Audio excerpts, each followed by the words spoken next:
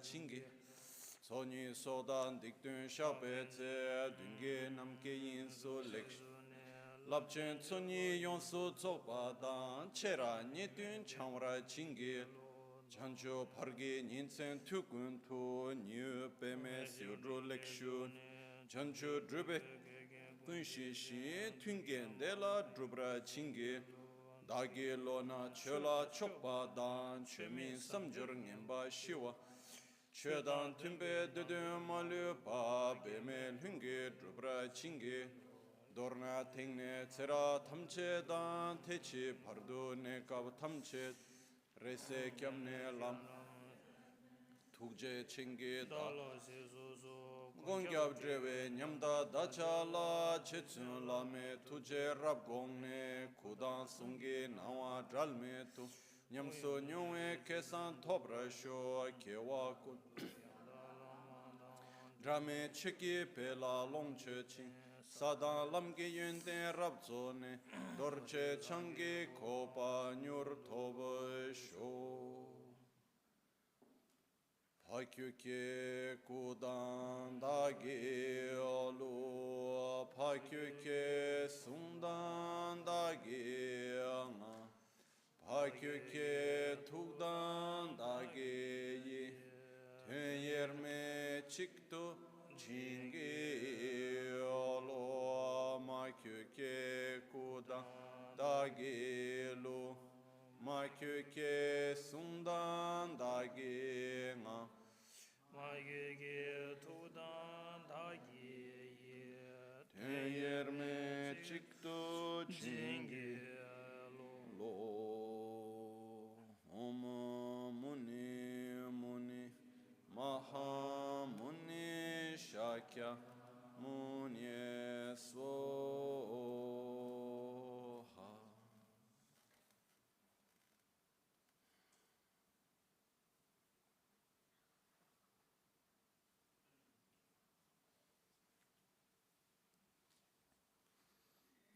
Aspetta. Dopo, sedetevi. Buongiorno.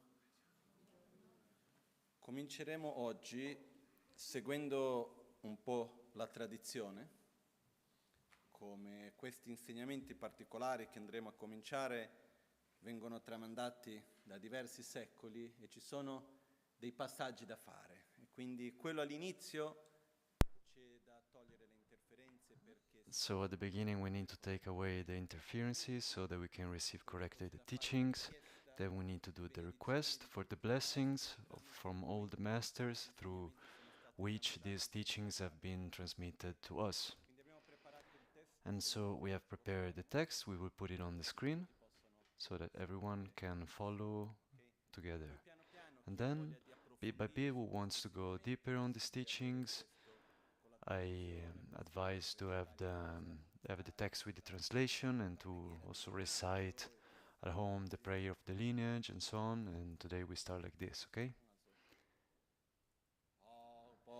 Kunjo sumla cha zelo digi dagi deba tuchi na chumden de gyabo kawa chagwe bomba rela gelongi gendun chimbo dan chancho sembe gendun chimbo dan taujindu jozon de ze chumden de samu na wa shejawe chugi namrangi tinge jangla nyombra shuso yang de ze chancho semba chimbo paba jere je wanju sheravgi parundo jimba samu chewa nila nambara tashi pumbo ngabo dedala rangshingi tongba nambara tawu dene sangegi tu tsedan denba shari bu chancho semba chimbo paba jere je wanju la nege jeme zo shere Rigi bu chanla la sheravgi parudu chimba samo cheba deba te chitra labra cha teke cheme badan chancho semba chimbo paba jere je wanju gi chadang denba shara de bula dege pu rigi puan rigi pumo kanla la sheragi parudu jimba samo chepa chepra deba te didra nambra taura kumbo ngabo deda kyan ranshingi tomba nambra yandakbra jesu ta su tomba wo tomba ni su le tomba ni shema yin tomba ni deshin du tsarwa dan dushe dan duje dan nambra sheba nam tomba wo shari pu tetra chudam je tomba ni de chenye me ba ma ke ba ma ka ba tima me ba tima dan trawa triwa me ba kanwa me ba wo shari pu tetawe na tomba ni la su me tsarwa me dushe me duche na me nambra sheba me ming me nawa me na me che me lu me yi me su me dra me ti me ro me rikcha me chwe me do mi gi kam me ba ne yi gi kam Igi nambra shebe kange pardo yame to marikba me marikba seba kaje shebe pardo yame to tishin tu dunge wadang kunju wadang goba dang lame yeshe me toba me ma toba yame to share bo tedawe na janju semba na toba me be chir sheragi pardo jimbala ten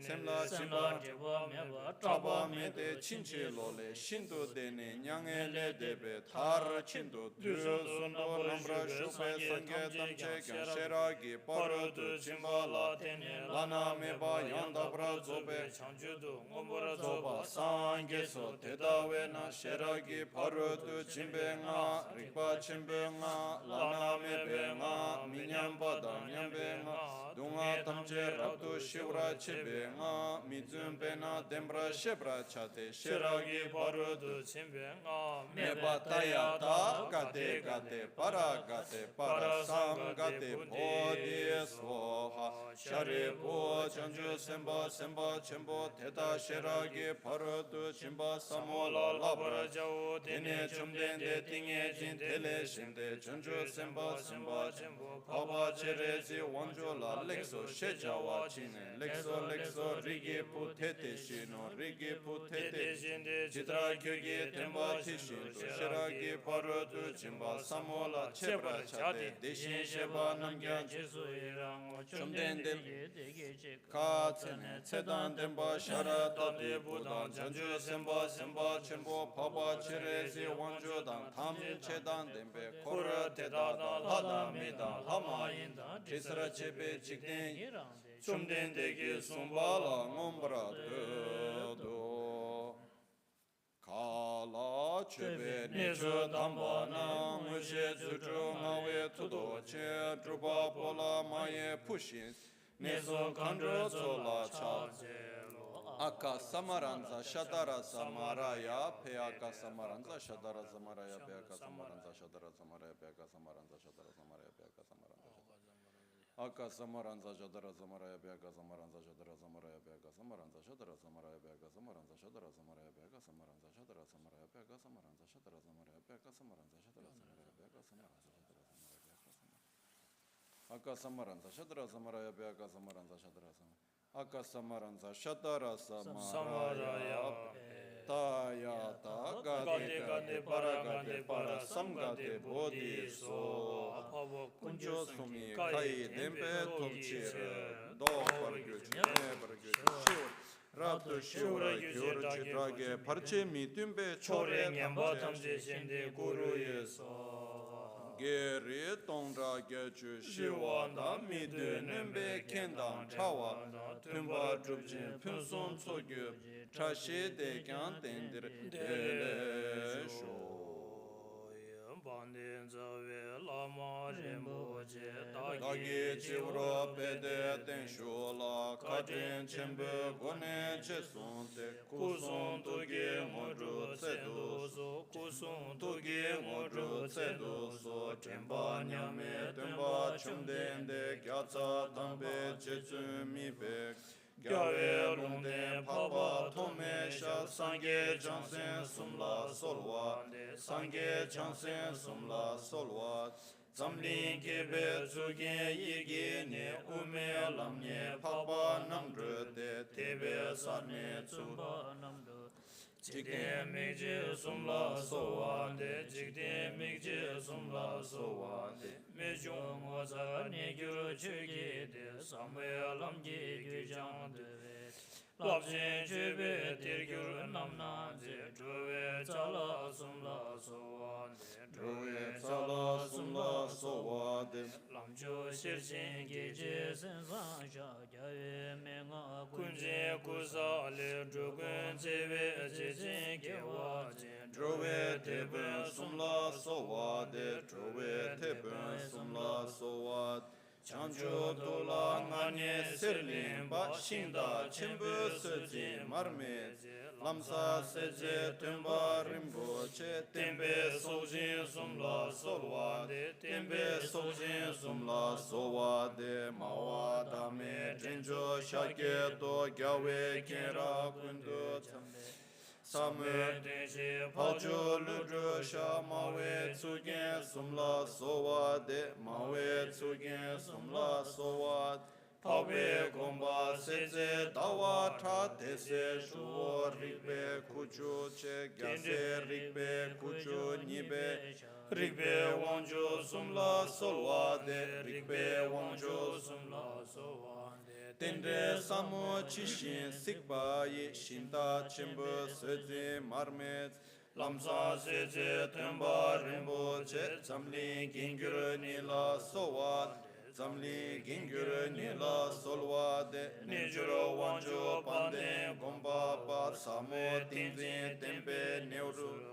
Duba Denu Kunzin Tama Pa Tago Drume Sumla Sowad Tago Drume Sumla Sowade Tsembe Druba Lule Namzen Sha Nambe Chila Namga Gyabo Jikden Chuge Pangbe Singe Sang Gyase Sambe Shabla Solwade Gyase Sambe Shabla Chancho Tugi Drogun Pushin Sil Habel Haye Chison Jinla Nikdu Drowa Dimbe Shenyen Chu Namka Genzen Shabla Sowad Namka Genzen Shabla Sowade Gyawe Dunzo Shene Podowa Ninjo Denda Drawe Sharawa Chancho Tugi Kaba Kach Drove Rekon Sumla Sowade Drove Rekon Sumla Sowade Longdo Ngada Chansen Chibu Trime Longge Wangchung Kebe Chok Kamson Drove Gombo Rinpoche Neden Chimbu Sumla Sowade Neden Chimbu Sumla Sowade Namda Sujim Ngedan Sanjem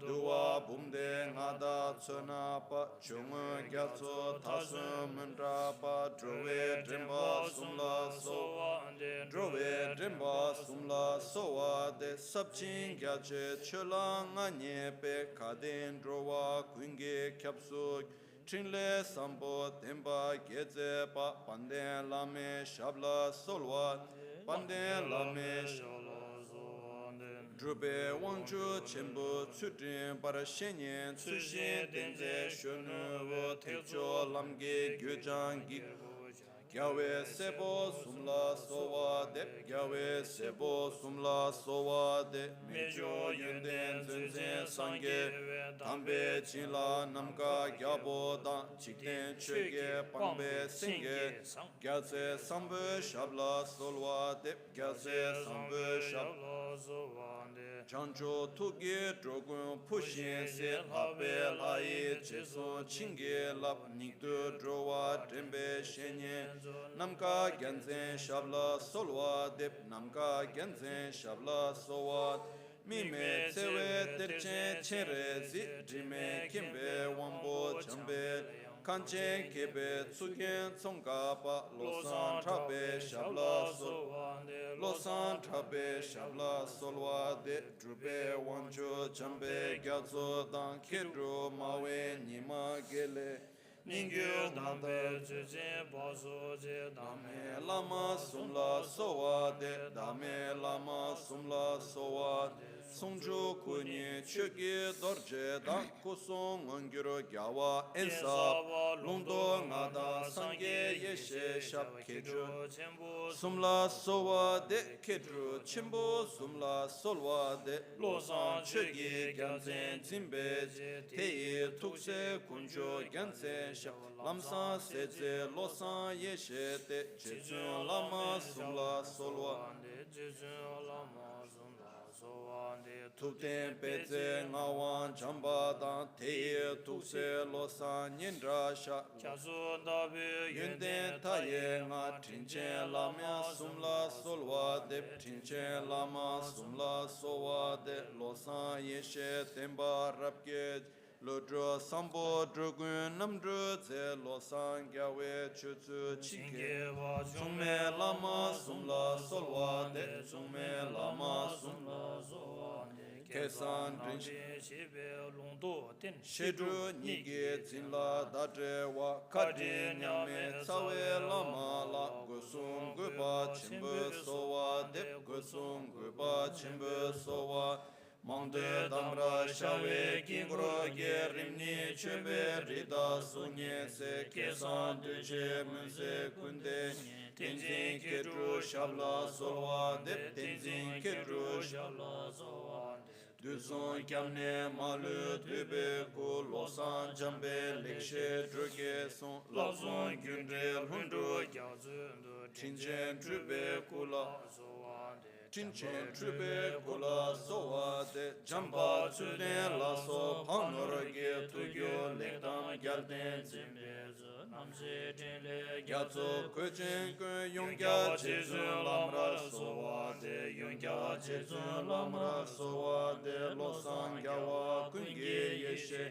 Chikdu Drime Gyalden Zimbe Tso Ramjan Kilgora Gyatso Chudu Kun Tinchen Lame Shabla Solwa De Tinchen Lame Shabla Sowa Locho Sambo Pagyu Trashi Patuche Tempe Tinle Yarmoda Peje Drolor Zambe Zebra Pande Lame Shabla Sowa De Pande Lame Shabla Sowa Ramjan Sura Kunla Tawe Mi Kesan Tarbara Drube Jumo Cho Tsewe Gebe Tapke Zeba Senze Shenye Namla Solwa De Senze Shenye Namla Sowa De Pande Lame Nambra Tarbala Keje Samyan Lokta Mikesh Chinze Lekbra Tongwe Mugu Ge Lame Jinla Zemla Jogbara Sho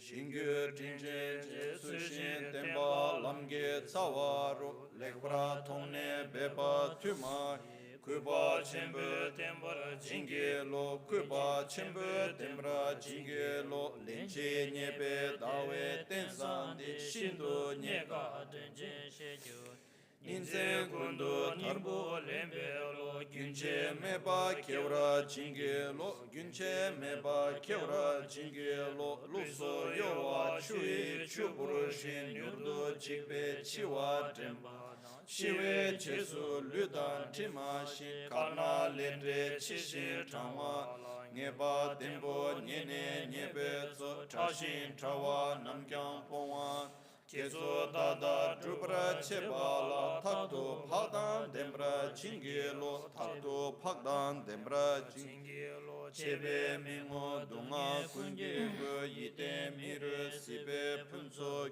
Nimi Rene Tabe Dewala Tunye Chimbu Kebra Jingelo Tunye Chimbu Kebra Jingelo Namda Samba Teye Tramba Ye Trenda Shishin Paye Chimbo Ye Tembe Tsawa Sosor Tarba Druba Ningbo Chebra Jingelo Druba Ningbo Chebra Jinge Rangi Siso Lungwa Chishindu Magyo Drowa Kungyan Tedrao Tongne Drowa Drowe Kurgerwe Chancho Semcho Jumbra Jinge Chancho Semcho Jumbra Jinge Lo Semsan Kekyan Sudri Namsung La Komba Mena Chancho Midru Par Lekbra Tongne Gyase Domba La Sumba Chakpe Lobra Jinge tsumba trapo lobra jinge lobe yula yamwa shije yanda dela tsushin cheba ye shine lakdo sundo drewe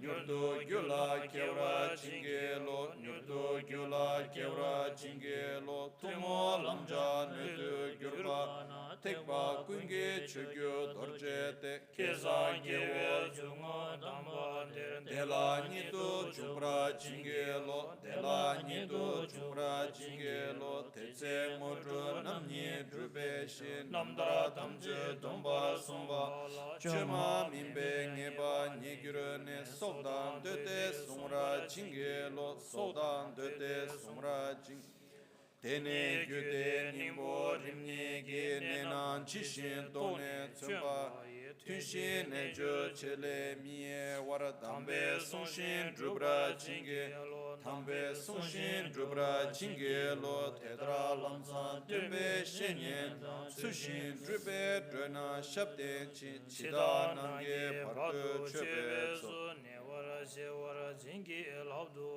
Nyevra shivra jinge labdo so kewa kundu yanda lama dan Teme chige pela longje jinsa namye yadir Sangye goma nyurdo yisho Yeshingam biwara shu Om benza bume ahon wanje sirge sashi Om benza rige ahon Chijari koyege korwe veso re gyabore raba Shara lubambo lo jambole no palanche chandaminin Luda lupa ngayab da ngayab shen yunden da lamchur Raminin dan raminin gida rinpoche Riwo pasangi shen Dujeve pa mame baye loto korlo rinpoche Nambu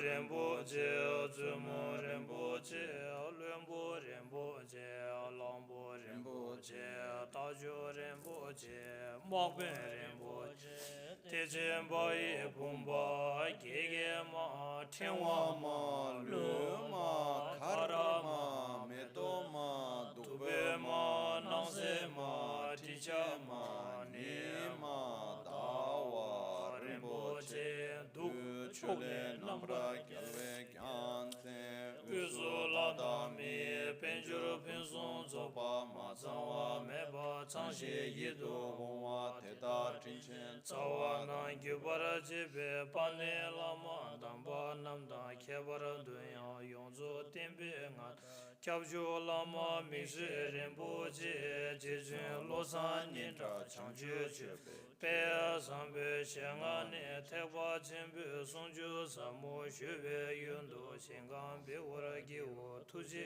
drove tundo shekso shene yanda su drowa magiru namge tada nembe semje tamje la tukje wa chenbe kone jing Modro Maluba Zendo So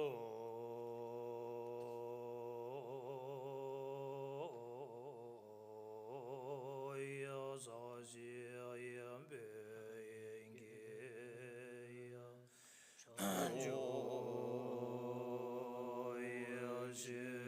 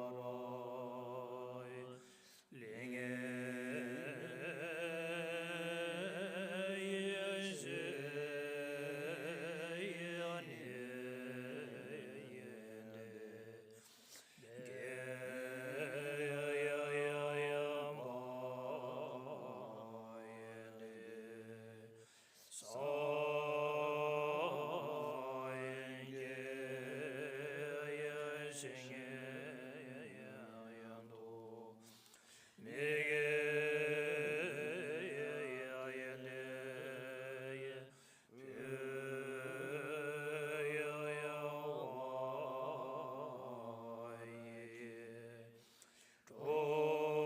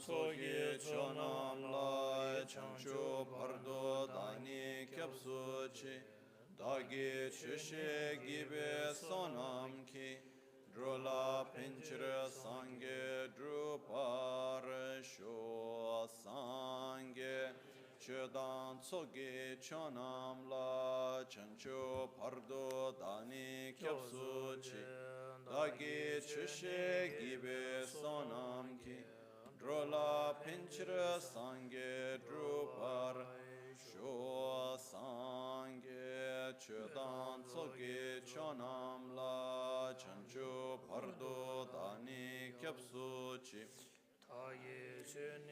gibe sonam ki drola pinchra sange drupar sho nel Buddha, nel Dharma e nel Sangha prendo rifugio. The Buddha, Dharma and Sangha, I take refuge until enlightenment.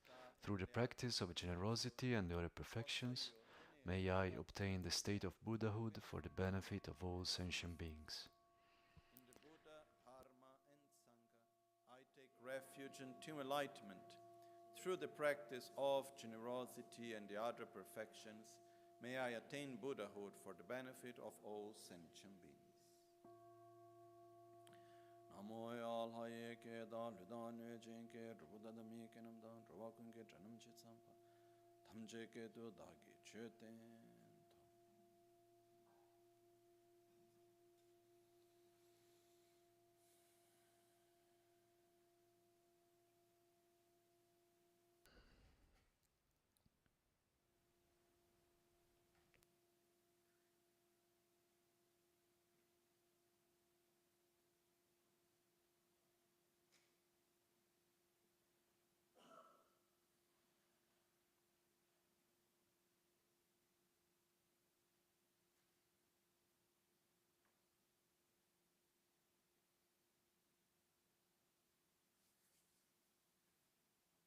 Buongiorno. Good morning.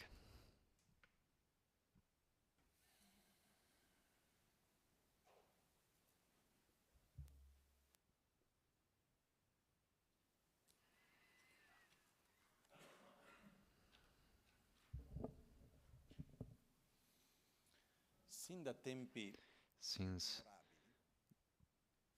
beginningless time, we have been trying to do more or less the same thing. ossia That is, da quando since abbiamo we have memoria, memory, point of reference of ourselves as human beings, scende l'essere but umano, this also transcends the human being. This also has to do with sentient beings in general. quello che cerchiamo What in ogni we momento look for in every moment is to find harmony. noi cerchiamo We try to find balance. We try to be happy.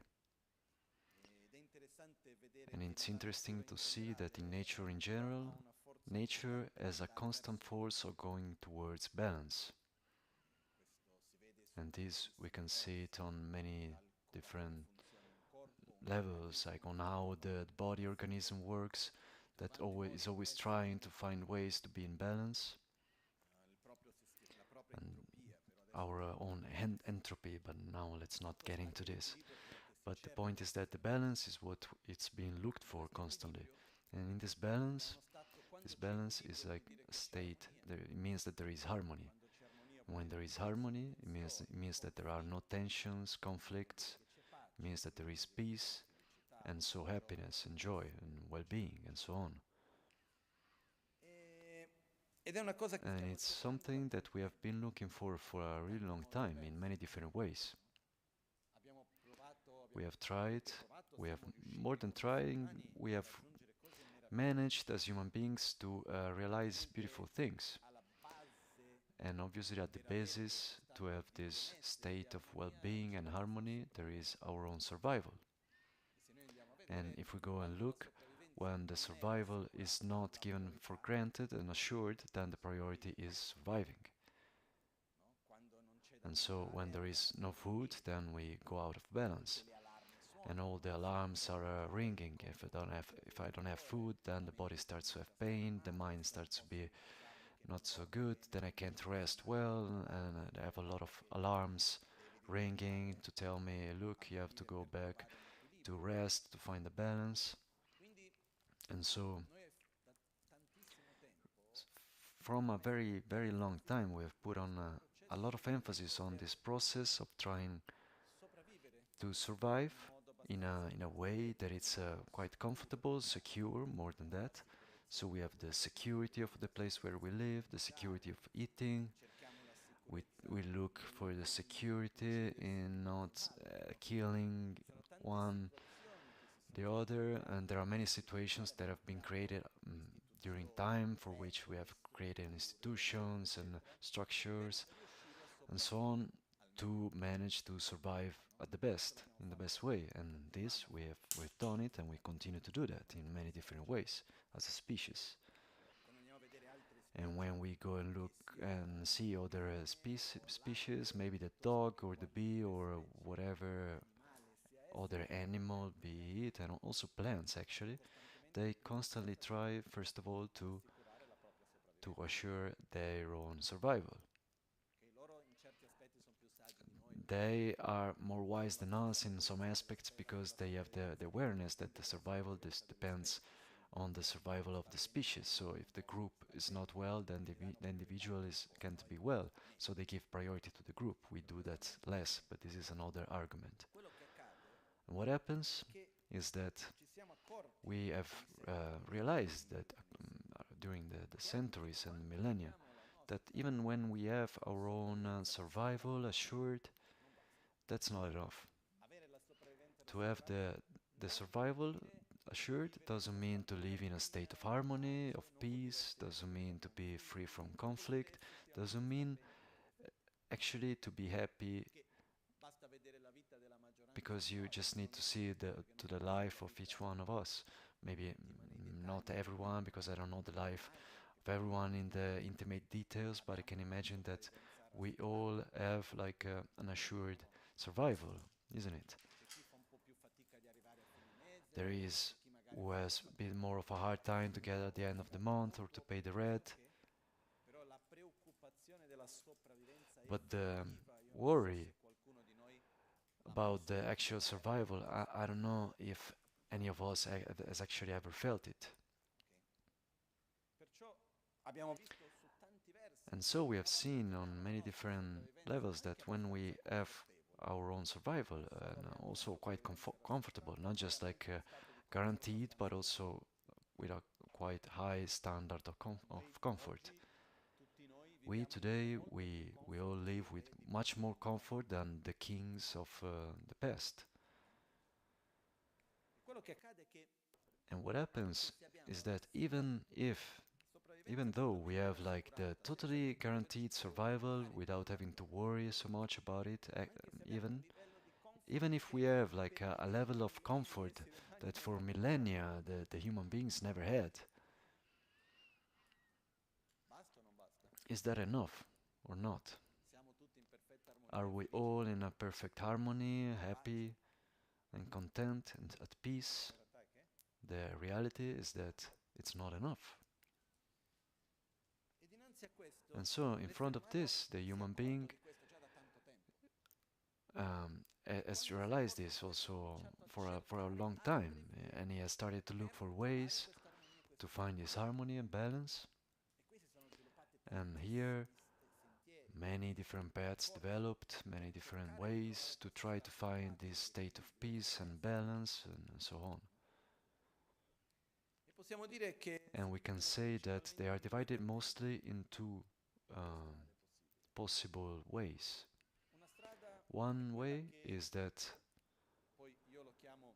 and I call it the way of the utopistic materialism, where we believe that it's possible to reach this state of balance and well-being and happiness, predominantly through a development that is external, material. It means that I can be well, I can be happy when I will be able to have what I want and to avoid what I don't want, and I will be able to keep what I like, when the people will behave how I think they should behave, when the material situation will be what I think it should be, when the world around me will be like according to me it should be, and then I will be alright. This is one vision.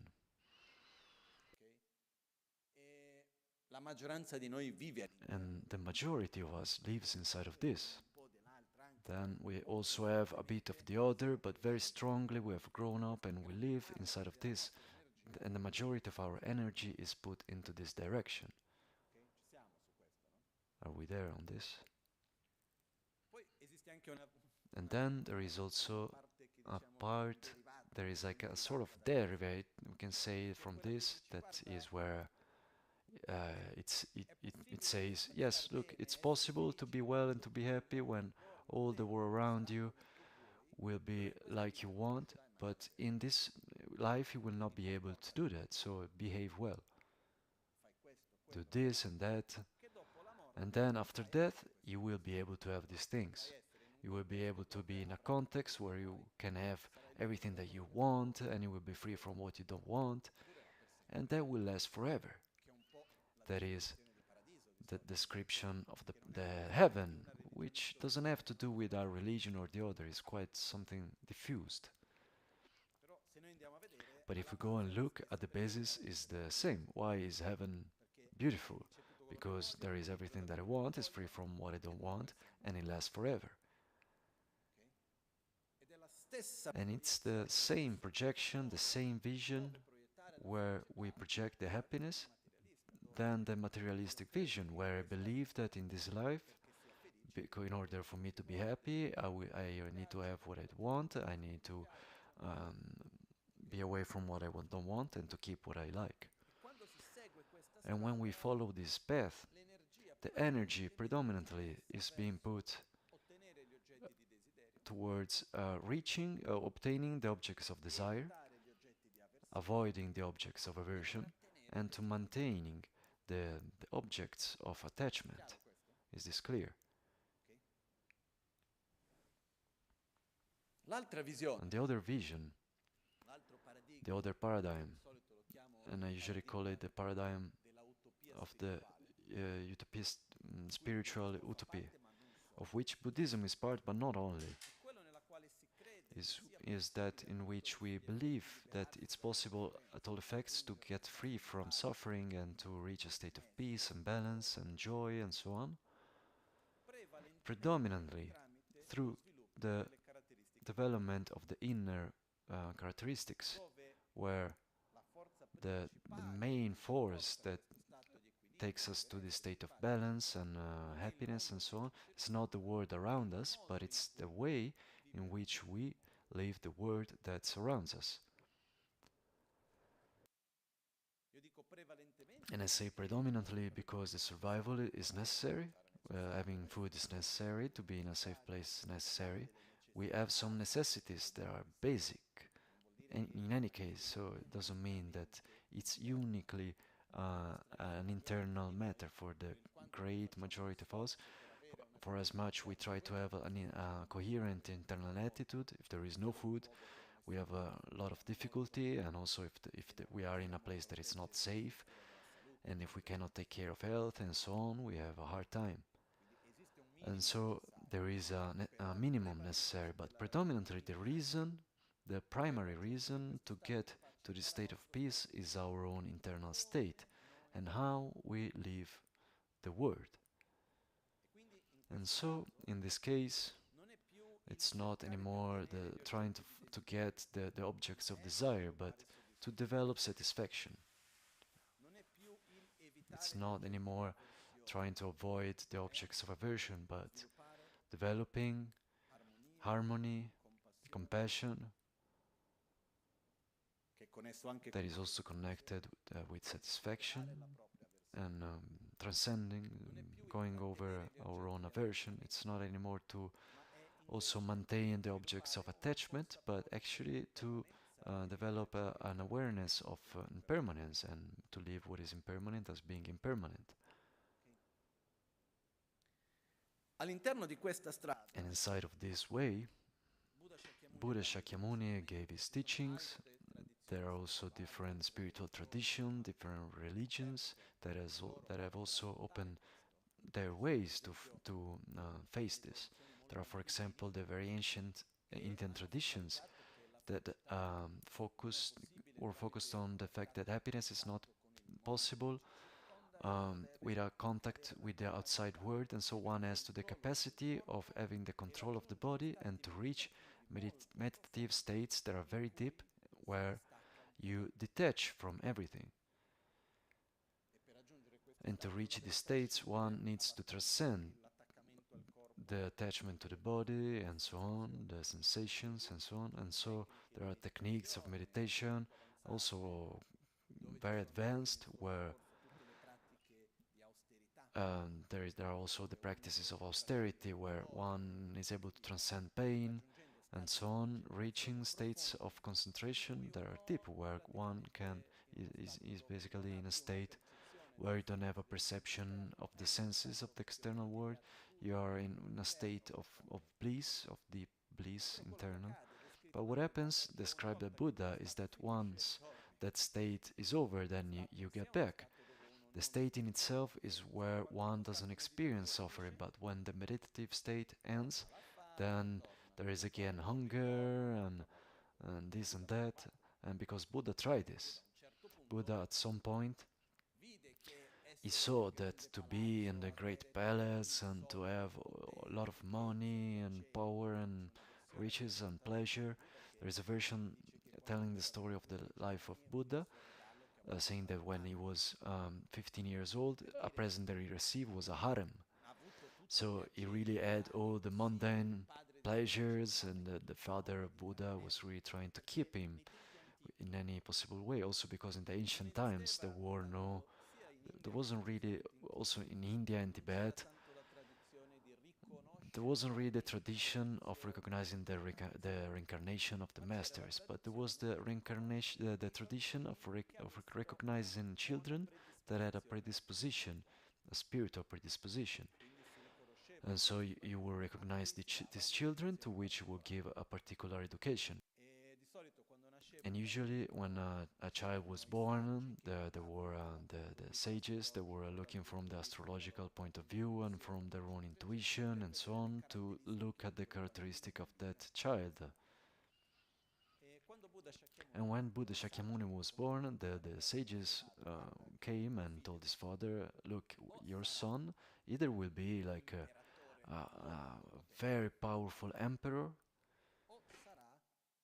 or it will be a spiritual sage that will transform the world. The father, he was there, and what did he want? Like all the parents, maybe not all, but they project on their children themselves. And so, if I am a shoemaker, what do I want my son to do? to become an even better shoemaker. So there is often this projection, as the father of Buddha did, and in this process, in order for Buddha to not get into spirituality, he tried to prevent at all effects that he would get in touch with suffering. And so he offered the best that he could. And so the Prince Siddhartha, that was then recognized as Buddha Shakyamuni, was a boy that was growing up in in a context with the best education, the best pleasures, with everything that was the best in the context where he was growing up. And partly, Buddha Shakyamuni, as a Prince Siddhartha, lived something that it's very close to each one of us. There is the clarity that having survival that is guaranteed with many pleasures is not enough. And here he did a process of research, and he started researching. So it's not enough like that. So he saw that even with all the power and the riches, then sooner or later he will have to get sick and to get old and to die. That suffering is present, and he said to himself, I don't give up to the fact that I have to suffer. I look for a solution. So he goes away from the balance, and he starts to look for the various traditions, spiritual traditions that were there at the time. And for example, he gets into all the austerity practices, and he becomes the best at that among all those who did them. One of these trials, for example, where it say that Buddha got expert into, is where one has to get into a meditative state where you don't feel the external sensation of the body. And the proof of this is that you put like the 4 fires in the 4 directions, and you sit in the middle, and a fire quite hot on the head, so and a very strong heat, and one has to stay there until it gets off completely. This is one of the most extreme practices that were there, and he tried all of this. And Buddha said, yes, it works when you're there, but when the meditative state is over, it's not enough, because as long as in our mind there are predispositions of what makes us suffer, that comes to the surface. And so Buddha started to face himself, to face his own path, of seeing what was generating that state of suffering, of unbalance. And he did a process of his own, of developing harmony, love, compassion, coherence, wisdom, in a few words. And in order to face the internal causes of the suffering, that in a few words is our own selfishness, from which we get anger, jealousy, fear, hatred, and so on, and our own ignorance, and so the fact of living reality in an incoherent way. And so Buddha saw this, and he did his own internal process of going beyond this conditioning, this profound conditioning, until he reached what is called the Enlightenment. That means the moment where he managed completely to develop his own love and balance, harmony and wisdom at the maximum level, eliminating completely his own ignorance, attachment, and so on.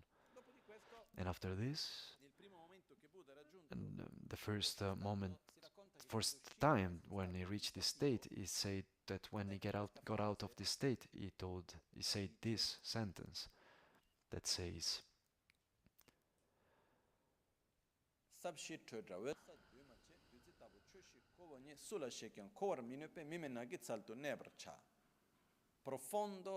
deep and peaceful, free from elaboration, not composed, and of clear light. A nectar like this I have found. To whoever I will tell this, that they can explain it, so they can understand it. So I will stay here alone in the forest.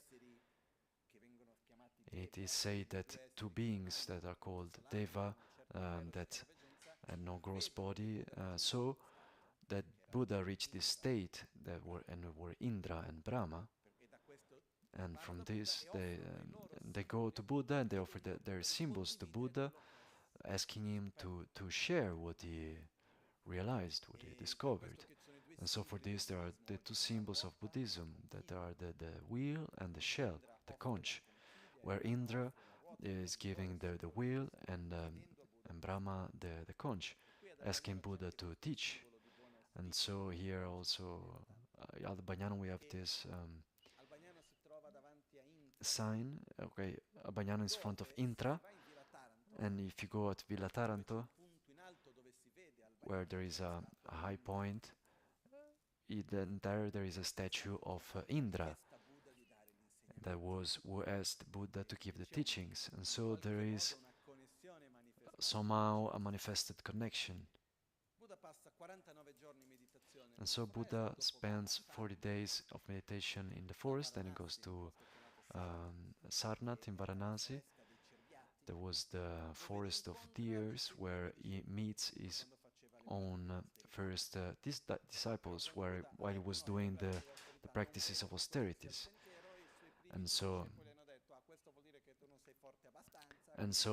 his disciples said, oh, then it means that you're not strong enough because you think that the austerity practices are not enough and we don't follow you. But when they meet him again, they see like a light, something that really profoundly touched them, and they ask him, what happened? And so here Buddha transmitted the Four Noble Truths. And this is represented in front of the temple. We have the wheel of Dharma with the two deers. That moment is remembered by that symbol. And from this is born what we now call Buddhism. Buddha started to share with his own disciples, and it's interesting to see that during all the life of Buddha there was never a moment where he went to someone and he said, you have to understand this. It has always been a path, someone asking him a question and Buddha giving an answer, adapting to the capacity of each one. And so, really by the fact that Buddha was teaching each one according to their own capacities, he gave very different teachings. And so he spent almost around 40 years traveling around the world, sharing the path of how to reach what he reached, how to reach a state of peace, balance and joy, what we have talked at the beginning, that's also what actually we all want. And what Buddha said, first of all, we could say that the fundamental principle that is there in Buddhism is that all of us can reach what Buddha reached. The basic principle that it's there, it's that I did it, so you can all do it. And here is how to do it. And in the here is how to do it, Buddha gave a lot of teachings, also saying contradictory things.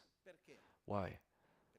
Because there were different people with different minds and different necessities, and so the equanimity, it's not found in saying and doing exactly the same thing with everyone, but it's in having the same love to everyone and to give to each one what that specific person needs in order to reach the same place.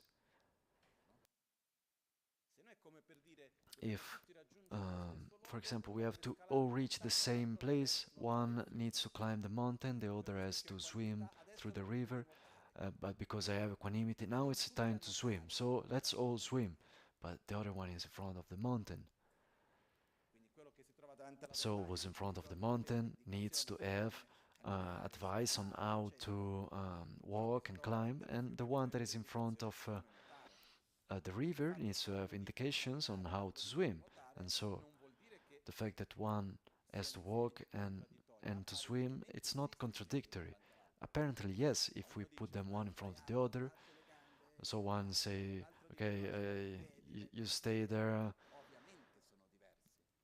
obviously it's different, but because people are in different moments and situations. So when Buddha left the body and he was 80 years old, the disciples got reunited. It is said that a disciple of Buddha, he was living in Birmania and meditating because he was physically very similar to Buddha. And in that time, where the community got quite big, it was creating confusion because people would think that it was Buddha, and so he went in the mountains of Birmania. And when Buddha left the body, he came back. And I asked myself, maybe he reached like a message, an email, someone called him, I don't know. There were other techniques of communication. He came back and he was the one who arranged the community a bit. And one of the things that they did is to ask to each one, to all those that received teachings from Buddha and that reached an internal state of balance and of concentration and wisdom, so that they had a completely clear memory. That means when one is able to go beyond the attachment of intrinsic appearance, existence, then it becomes a harat.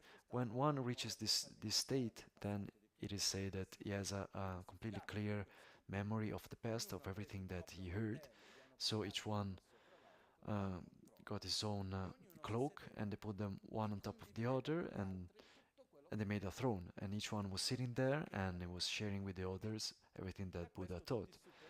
And from this, all the sutras of Buddha start with, and so it was heard one day, Buddha was in that place, I was in that place, this and that person were present, there was Shariputra, Nanda, and the context is being told. And then in that context, Ananda asked this question to Buddha, and Buddha gave this and that answer.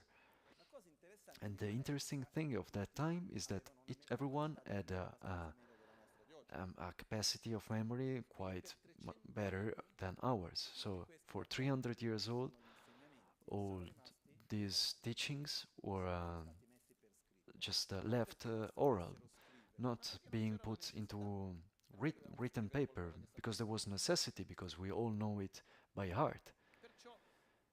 And so for 300 years it was created, after the death of Buddha, this collection of the Kangyur, of all the teachings of Buddha, and about 300 years after that they started to see that the stories were not so coherent. What one was telling and the other wouldn't match completely, and so they put it into words, written. And what was interesting is that Buddha gave different teachings to different people. So from these, different traditions were created. So initially there were 4 schools. There were the Vaibhasikas, Sadantrika, Madhyamika, and Chittamatra. 4 schools of thought that come from the teachings of Buddha. And the first school is divided into 18, because there were different 18 places where Buddha gave different teachings. So it's like as if we had different centers of Dharma, different cities, and at a certain point Lama Rinpoche taught the self-healing in a bit different way in one place or the other. And when the disciples will meet, then they will ask themselves, how do we practice? I practice how I learned, and the other as well, because we are a bit different, we need a bit of different approaches, and so the monastic vows, for example, have 18 different versions. And so what happened in the centuries is that one of the most difficult capacities that luckily there were those who were able to maintain was to put all the teachings in a coherent way, to understand that there is no contradiction, but that there are different steps of the same ladder. And as in many traditions, what happens is that when there is a teaching that becomes formal, becomes institutionalized, and it remains in that culture for a long time, that at a certain point it becomes superficial. Not for everyone, but for most people. And so in India, at some point, there were 2 very important masters, a total of 8 actually, so 6 plus 2, which is say that the six excellent ones and the two ornaments that are represented with that painting that is there, where we have the window. The first painting on the right, there is Buddha Shakyamuni with Manjushri and Maitreya, and then here we have 8, and then on top of that we have Lama Je Tsong Khapa, and in the middle, at the height of Lama Je Tsong Khapa, there are all those 8 masters. And the two at the tops, we have Nagarjuna and Asanga at the left, and we are the two main masters, and then we have the 6 ornaments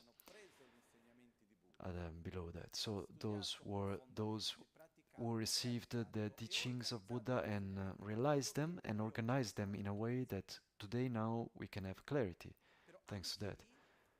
But even there was like a tremendous quantity, and there is still there today, that for the majority of us today, if we take the Heart Sutra and even the commentary of that, we understand very little and we get lost after the 3rd page, because there is a quantity of texts.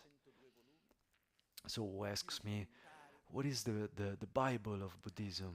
There are like 102 volumes plus the commentaries. And at a certain point, the Buddhism in Tibet got a bit like, how can we say, degenerated.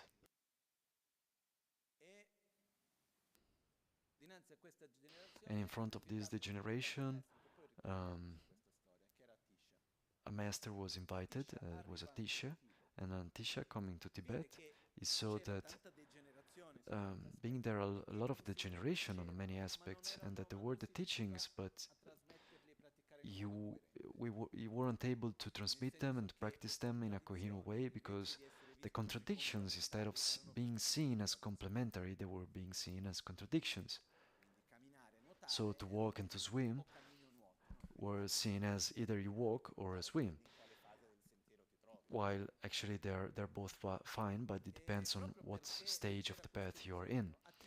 And because there was this need, Atisha getting out of this place in India where Buddhism was very well established, he put together the teachings by doing a manual. He wrote a manual from the beginning, from where one is at, through enlightenment. That is called the lamp that clarifies the path to enlightenment. And this was a revolution in Buddhism in general, especially in Tibet. And from this, many masters after that had that as a basis to transmit and guide along the path. And so there wasn't anymore a notion of teachings and books, and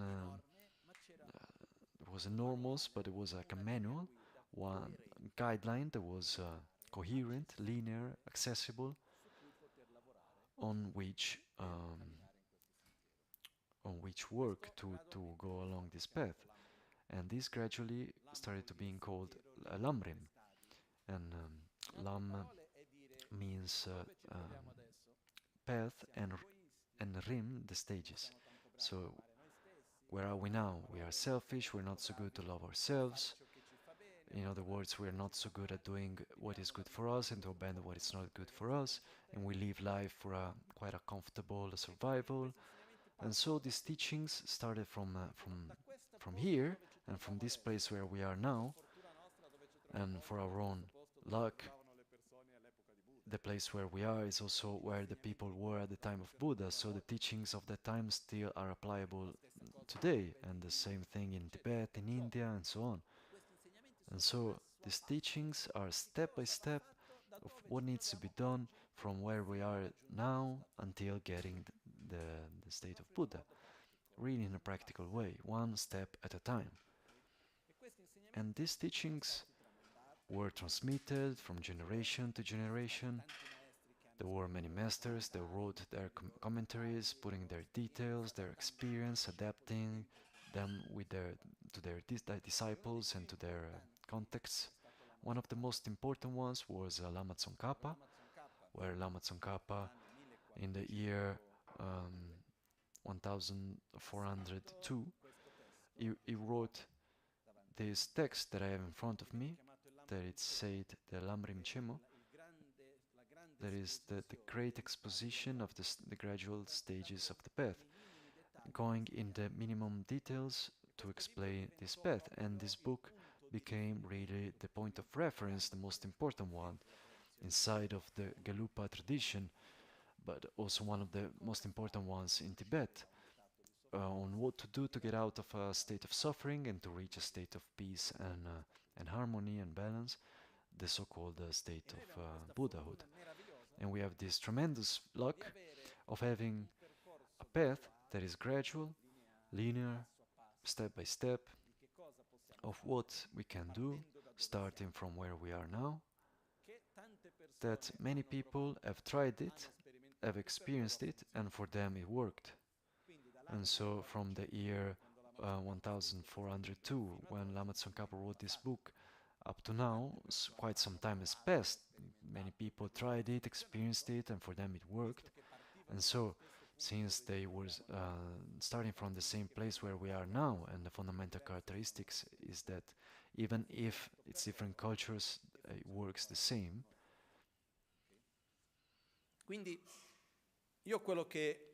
And so, what I wanted to share mainly in this moment is the fact that we have this possibility of having a linear path, of having a manual, step by step, but the manual or the map, we can call it how we want. If we imagine a map to take a walk, the map has two phases. One of the phase of studying the map. There is a phase of preparing for the journey, and there is a phase of taking the journey. And so the goal is to take the journey. And this is very important because often we spend our own life to study the map. How beautiful the map that I have, but we never take it seriously to do the journey by all effects. In general, all the teachings that I give are part of these teachings of the Lamrim. It's like points of the Lamrim put in an informal way, but actually they're all part of the same. And what I wanted to start with today, that will last for the time that it will last without a hurry, maybe 1 year, 2 years, 3 years, is to take this manual, this map, and to study it, and to share it with you, and to go through it step by step together. And then, of course, it's up to each one to walk and to embark on the journey. Then we can start together, but depends on the effort and the awareness of each one that puts on this. But the point is that we have this possibility, and I receive these teachings from different masters, among which Lama Rinpoche, also from Trinjan Rinpoche, from the abbot of Tashi Lumpo, from Kapiche Drago Rinpoche, from different masters. The teachings here in Albagnano were also transmitted by Geshe Trupten Trinle Rinpoche, many masters that gave these teachings from which I had the opportunity to receive them. I received from His Holiness Dalai Lama, many masters that transmitted these teachings, and so there is an aspect of having a lineage, and for me this, maybe I could say, the most precious thing that I've ever received. And so I wanted to share it in a way from heart to heart, with calmness, also adapting it to the times that we are in, because let's remember that these teachings were given in a context that is monastic in Tibet in the 15th century, and now it has changed a bit, so we need to also adapt to the different mind that we have now, but the essence is the same. And we also have the luck of having this other text here as a guideline, as a more modern format, that is called the Liberation in the Palm of Your Hand, that we have also translated in Italian. and who wants to follow these teachings, I invite you to take the book in Italian, because we will follow the structure of the different stages according to this path, to this book, because also to have the book in Italian, it's useful to study, to reflect on it. In general, there are two main modes with which to transmit these teachings. There is one mode, there is like a transmission, so you just read the text and you transmit. And there is another mode, there is an explanation where you get into it and you explain, and in this explanation there are two modes on the basis of what one has heard and on how one adds his own experience. And so I would like to go through this path together. My vision is, okay, I have this map in front of me, I am studying it, let's share this path together. I'm walking, let's give the hand to each other and let's walk together by sharing not only the technical part of the explanation, but mostly also the experience, in a way that it's not so academic, but more to help each one of us to comprehend and also to generate these states.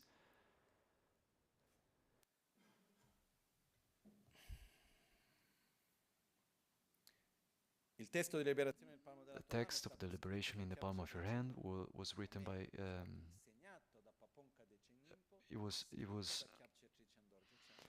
was taught by Pabonka, e nella tradizione Gelugpa questo libro è diventato and written by this other master that was the root guru of Lam Rim Chen Rinpoche, and this has become the main point of reference as a manual in this tradition. And the map that mostly each one uses is the map written by Pabonka Rinpoche, because it's a way that is a map that is a bit more simplified, that helps to understand and structured also. It's a way to access more easily. So with this we also have a direct line of transmission. So many of us have met Lama Ganchen Rinpoche that received from Kyabche. They received from the master who wrote this text up to Lama Tsong Khapa, and from Lama Tsong Khapa gradually to Asanga, Nagarjuna, and Buddha Shakyamuni. Now, recently I've been in Tibet in October. There was a man there at the monastery.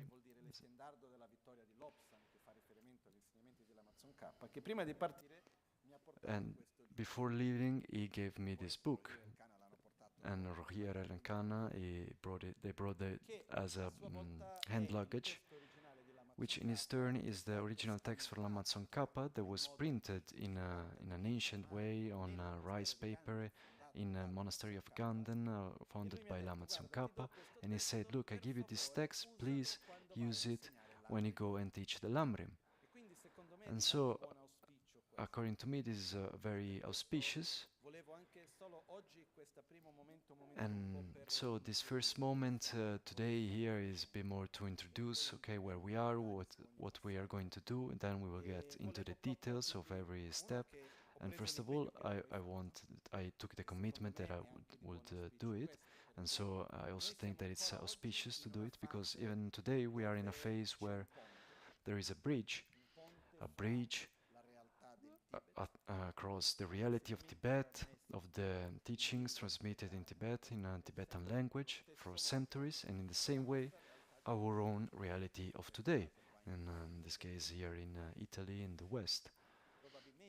And probably in one generation, in the following generation, the teachings will be transmitted directly from the Italian language without necessarily having to make reference to the Tibetan language. We will have translations made very well, probably it will go like this. But now we are living a very particular moment, because me, for example, I explain you in Italian, but I received in Tibetan. So for me, I'm really making a bridge to connect these two realities, these two words. And so for me to take the source from where I started and to start from that, it's really important. It's a bit like when you walk in the mountains and you go and drink water from a river. It's important to make sure that the water is pure. And how can you do it? How can you be sure of that? You can be sure, you have to check where is the source, and in the middle, that in the middle the water didn't get polluted. And so from the source of the high mountain, then you have to check that. And so in this way, what I go and share with you, it's not something that I invented myself. It's not something that I put together for things that I read and I make my version. But it's something that by all effects I received from my masters, and there is a coherence in that, there is a lineage, it has been tried for a long time, and it has its origin in Buddha Shakyamuni. And it's a bit like saying, if I go and drink the water, if I don't have the capacity of checking the whole source and where it goes, how can I know whether the water is pure or not? I trust an analysis.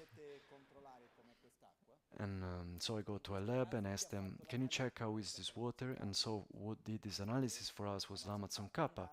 And he went, and when we go and read the texts from Lama Tsong Khapa, it's incredible the level of precision, of details and accuracy, both from the point of view, logical point of view, also from the text point of view. It's really crazy. Sometimes reading text from Lama Tsong Khapa, I even found myself, okay, I jumped this part, because, for example, it will put like one page to explain a concept.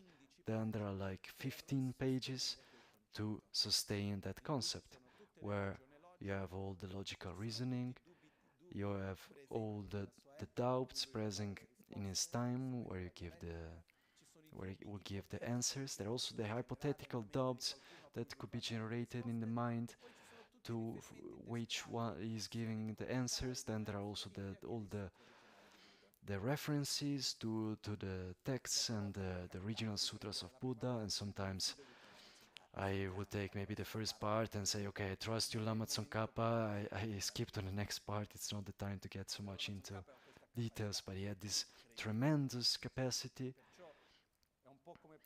And so it's a bit like saying, okay, I have a source of water and I need to make sure that the water is pure. And so I go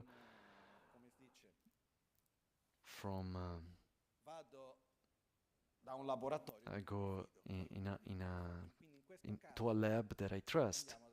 And in this case, we go to Lama Tsong Khapa. And Lama Tsong Khapa, he was really a person that not only started his path when he was very, very young. It said that he started his formation inside of Buddhism when he was around 1 year and a half, because one of the lamas, one of the most important masters that were living in his village, that it's now in the village of Shini. In the past, it was across Tibetan China. Today is part of a big city of China, Shini. And this Lama went to his parents, to the parents of Lama Tsong Khapa, and told him, your child is very special, he has a great predisposition for Dharma. I want to educate him, can you give it to him? Yes. So it's not that he never saw his parents again, but he started to receive a preparation when he was little. And it say that the first teachings that he gave was 3 years old. And at the beginning, to be honest, I didn't trust it so much. I was saying, okay, this is an exaggeration. But what made me reflect is when I read a book on math, the book about prime numbers, and it was telling the story of many mathematicians, and there was one, for example, that it said that it would correct the calculations of the shop of his father when he was 3 years old. So if one is doing this, then why can't the other give the teachings? And so he had this awareness. When he was 12 years old, he was already giving initiation of Aruka. Now you need years and years of formation for this. And so the majority of masters from Lama Tsong Khapa, he had many, and most of them, they became his disciples. The prayer of Lama Tsong Khapa they will recite.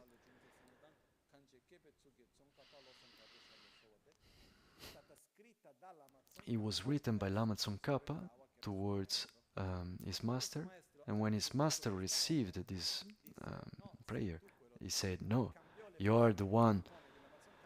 And so he changed the words and he gave it back to Lama Tsong Khapa, and so also he became a disciple of him. And it was really a person with a level of knowledge and capacity that was very, very, very special inside the tradition.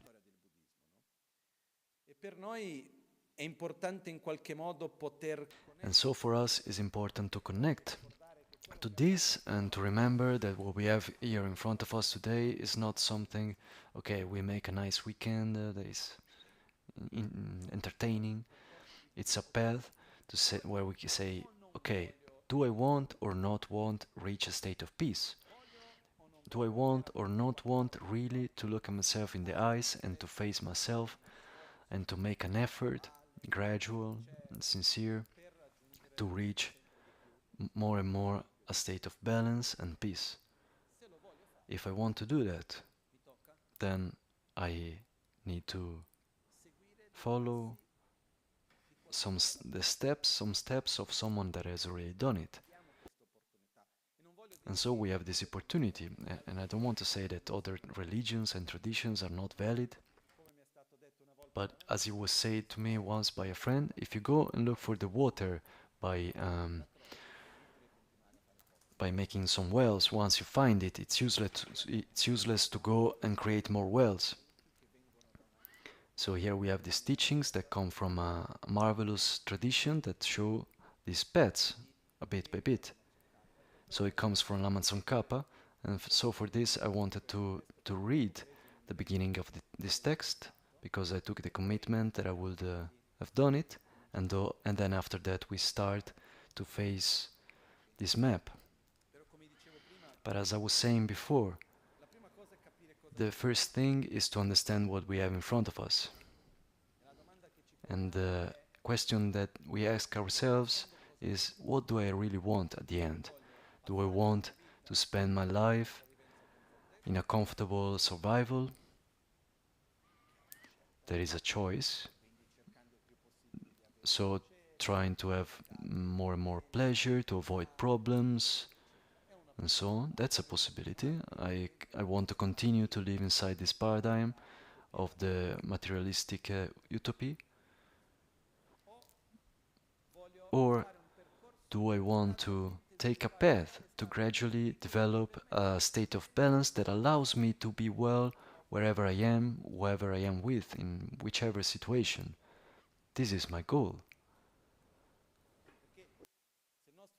Because if our goal is simply comfortable survival, then we can come to a Buddhist center to get away our worries and to experience some calmness, and that is fine also. But one thing is to do that as a Buddhist, as a tourist, where I come and take something, and another thing is where I tell myself, okay, no, I want to take this path. I want to get out of my comfort zone. That means to go against our own conditioning, our deep conditionings that makes us suffer. Because at the end, if we look at the world around us, starting from our own internal conflicts up to the global scale conflicts, the most absurd things that are in this planet, and even the conflicts on the familiar level and so on. What is the original cause of all of this? There is one thing that if I take that away, everything else just falls apart. That thing, and if I face that and I remove it, then there isn't anymore a solid basis for conflicts in the family and the job and the wars and so on. Because if there is that thing, then it's better if I put energy into that. And what I see is that what keeps all of this up together, it's the obsession with self-gratification, that is selfishness, that is based on its turn on ignorance, on a way of experiencing reality in an incoherent way. But so if we remove selfishness, is there a war that can sustain itself? With two people that are able to give priority to the collective good, can there be conflict that can hold and sustain itself? No. And so we ask ourselves seriously, do I seriously want to take in my hands the root, the basis of my own conflicts, that is also the basis, the root of the conflicts of the world, and face it or not? Because if I want to do it, here we have a map to do it.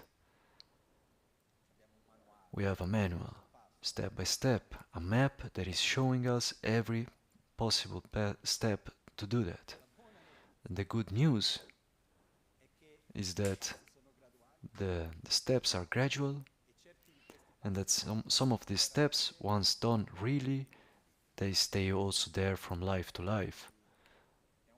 And so it's a path that even if one looks and says, I will never be able to do it, one can also start to do the first path and then realize, yes, okay, I can do it. But before starting to walk, the first thing that we need is to want to walk. It's useless to show a map if someone doesn't want to walk.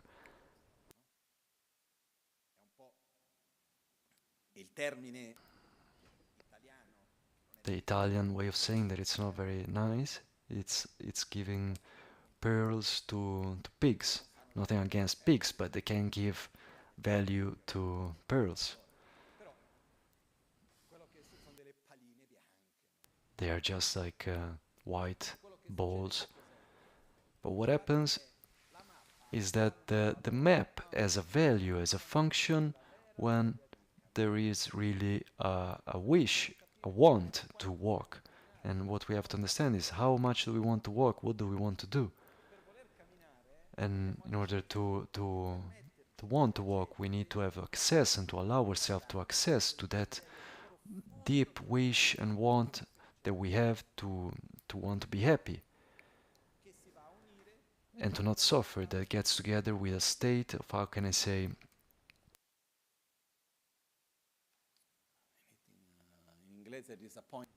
in English is disappointment,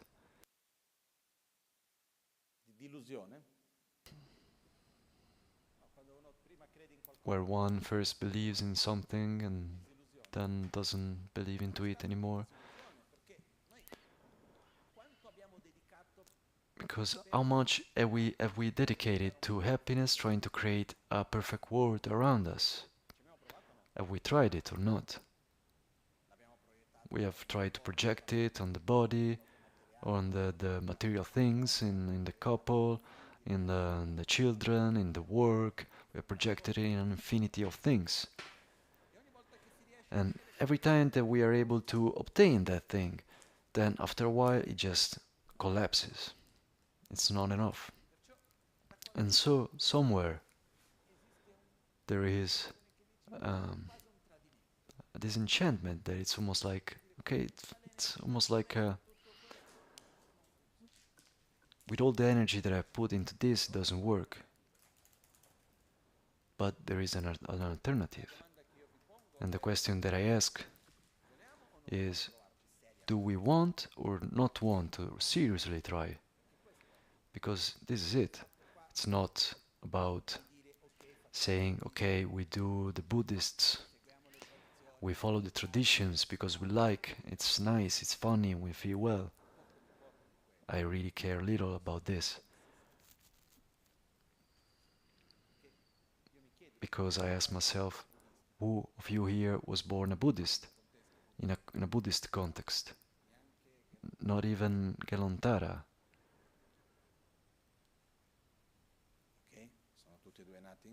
They are both born in Nepal. they are not born in Buddhist families.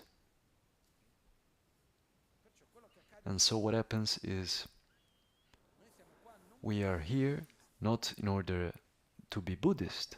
We are here in order to walk along a sincere path of love towards ourselves, of love towards the others, trying to develop a correct view of reality, calmness, satisfaction, wisdom. We are here for that. And then we also have a map that is showing us how to do it, and people that have taken that path and that managed to get there and to come back and to say, okay, look, this map is working. But be careful, because here in this point, if you don't prepare yourself well, then you will have a hard time. This map is transmitted from generation to generation, is used by thousands of people.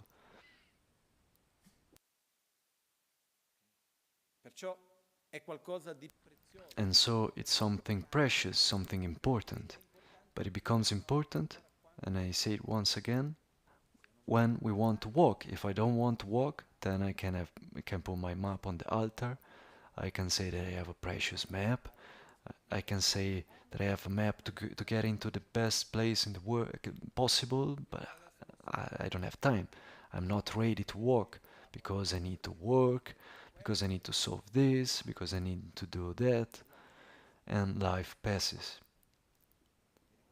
And I remember one of my masters, and one of the teachings that he gave me directly, quite strong, but it's good for a certain point for many reasons. He leaves the life that he was having in India in a monastery, where he was one of the most important masters, and he had like an enormous quantity of disciples. He would spend like 10 hours a day teaching Buddhist philosophy.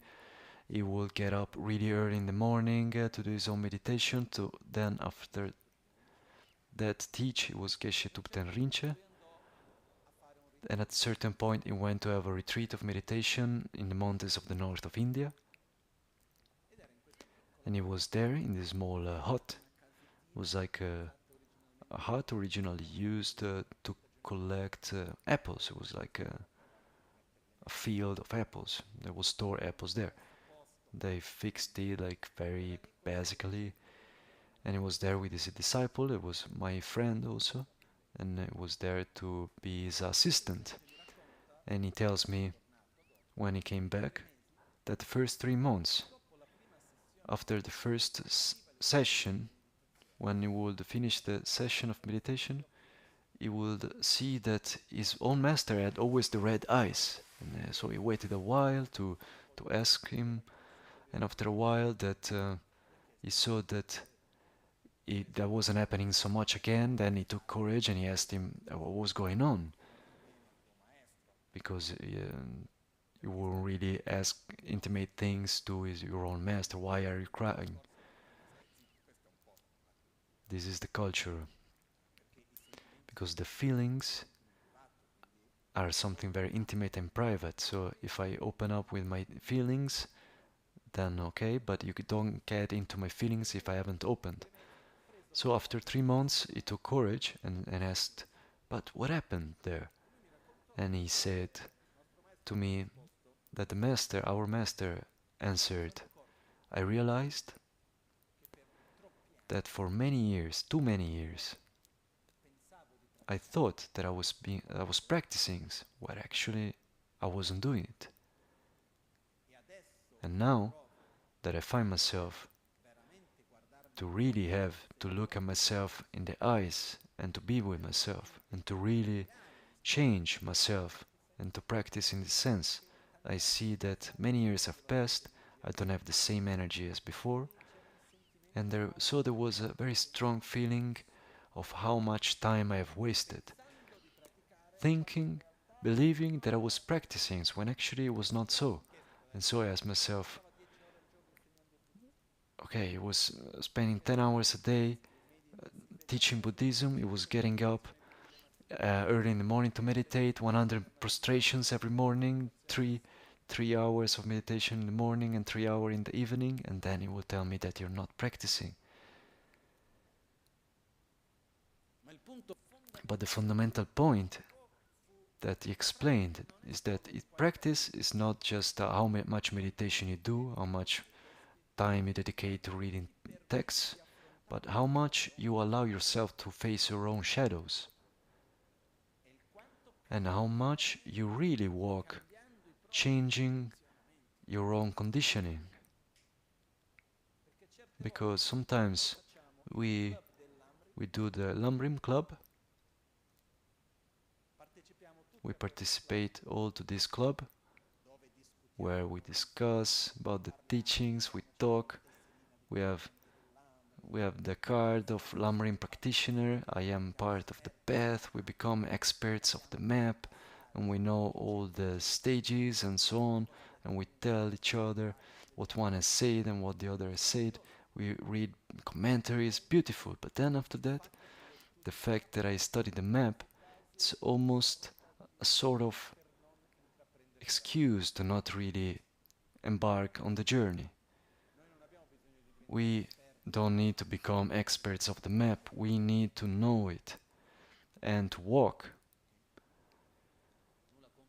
Nothing against the experts of the map, on the contrary, and I am never there to judge the path of each one. I am talking about myself and sharing with you that we have to walk.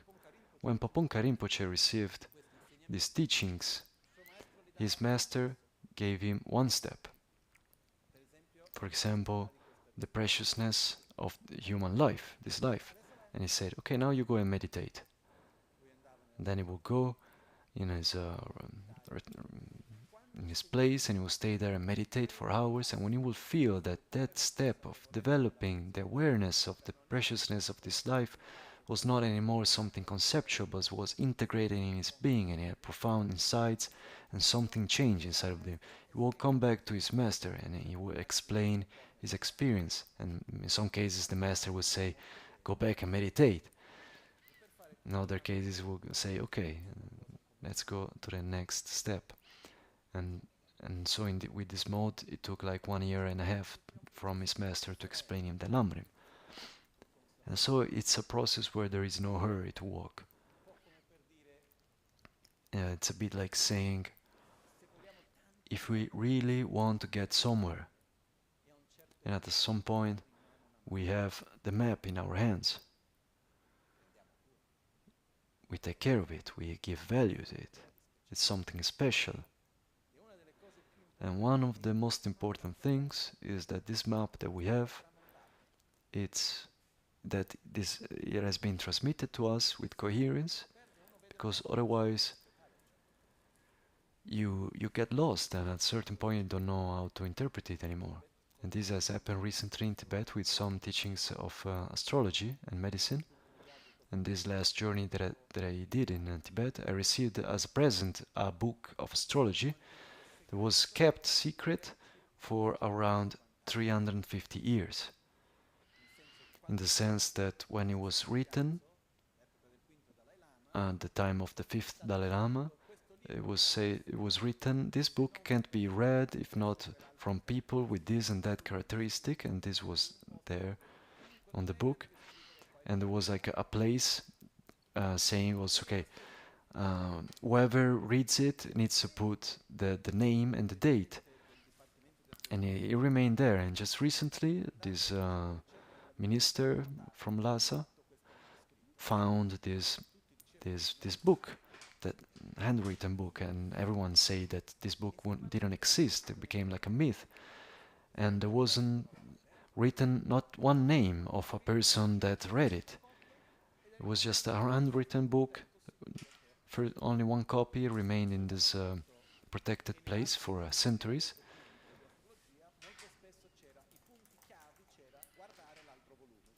And in this other volume of astrology that was actually shared, it was said in different parts, okay, for this you have to check the other volume. And they discussed about this volume, and they said, okay, does this volume actually even exist? And this came out now, both in the original version, scanned, because the original text is written in a way that it's hard to understand, but also in a digital way. but they wanted to reproduce it because otherwise no one would have believed it. The problem is that experts now in Tibet don't understand what it say there. So there is this person in Tashilumpo, one of the astrologists there, and he says, okay, look, there are many points that we read and we don't understand them because you have lost the direct transmission, and so the knowledge got lost, even if it's written there. So when we have a map in our hands, it's fundamental for many reasons that there is a direct transmission, that that map gets transmitted from generation to generation. And so luckily we have this. Luckily here we have this transmission that it's not only about the concepts that are also there, but also the trust. Because how can we say it's a map to get to a place where I have never been? So how can I trust? Because I have trust in who is telling me, that has trust in who told him, and so on. And at the same time, many had a direct experience. And so I have total trust in my masters that transmitted it to me. I've always found coherence in the map of the teachings, and I share it with you with the same gratitude. So we have this luck of not only having the original text, who wants can go and read this text of Lama Tsong Khapa, which is also translated in English, but it's possible more than that through the fact that we have an uninterrupted lineage. And so I ask you the question, do you want or not to follow this path? Do you want or not to follow this path to reach a state of peace? Because if one wants, okay, then we do it. Otherwise, well, it's okay, we don't make big problems out of it. Maybe someone says, I'm not sure, maybe I want to check the map first and then I will see. That's alright. But what I want to do, and I repeat one last time, is not to start from a formal lesson on the Lamrim. It's not to make some lessons on the content and to explain the different aspects, but to walk together along this path and to take step by step of this map and look it together. Okay, I've understood, I have not understood, and to do this process to be able to change. And one of the things that this requires is that we have a high goal, low expectation, there is no hurry, and we need to put a constant effort.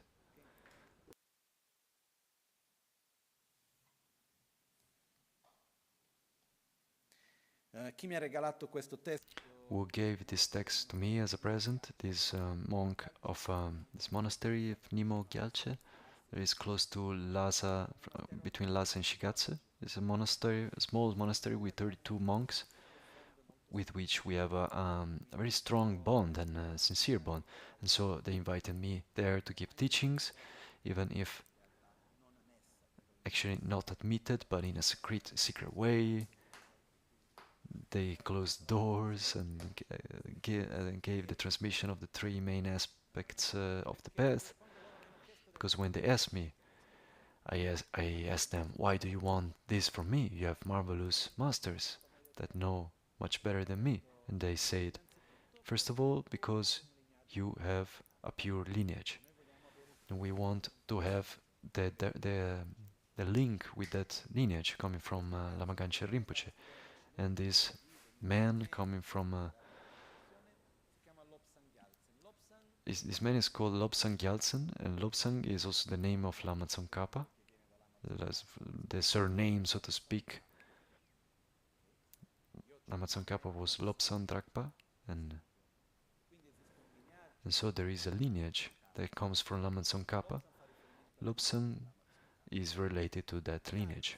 Gyaltsen, his name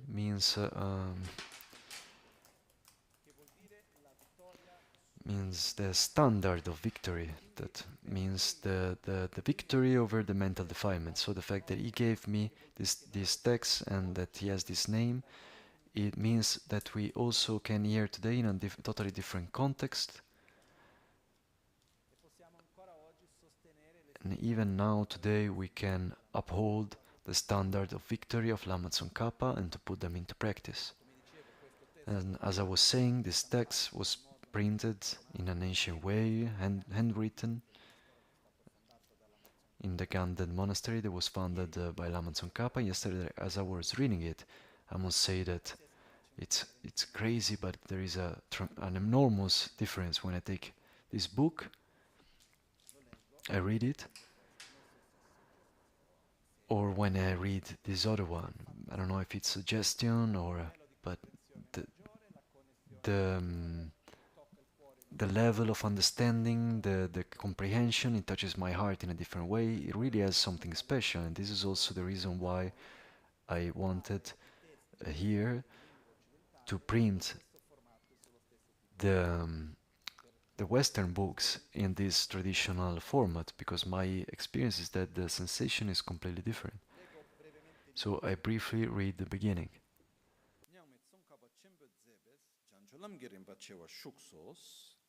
Qui si trova il testo della grande esposizione. Here is the text of the exposition of the stages of the path to enlightenment exposed by the great incommensurable Lama Tsong Khapa. I prostrate to Guru Manjushri.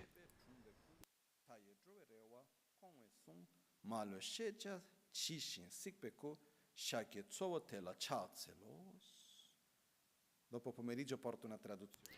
In the afternoon I will bring also a translation. But in the first verse is, I prostrate and pay homage to Buddha Shakyamuni.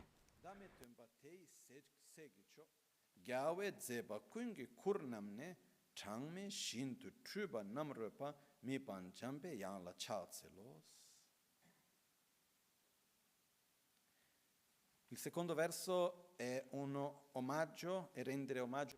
The second verse is to prostrate and to pay homage to the lineage, and to which we also have Manjushri and Maitreya, the were two disciples of Buddha. And then Manjushri gave the teachings following mostly the part of the correct view of reality. So there is a lineage coming from Buddha to Manjushri that is called the deep lineage, that puts emphasis on wisdom. And then there is the Bodhisattva Maitreya, disciple of Buddha, to which were given the teachings, and he put emphasis on the part of love, on the part of the gradual steps of the path. And so for this we have mostly two lineages, and they are called the extended lineage and the deep lineage. So the extended one is from Maitreya, and the deep, the profound lineage from Manjushri. And also for this, if you look behind me, there is the main window there, that is blue of Akshobhya, and at the center up there is Vajradhara, and it's the way how Buddha Shakyamuni were manifested when he gave the teachings of Tantra. Then at the right there is Buddha Maitreya, and at the left there is Manjushri. So they are the two lineages, and aside of them, aside of Maitreya, there is a Sangha, and aside of Manjushri there is Nagarjuna. So a Sangha is represented with the red head, with that face, and here we have Nagarjuna represented with the snakes. So this shows these two lineages from which we come. So here he pays homage to Maitreya and Manjushri.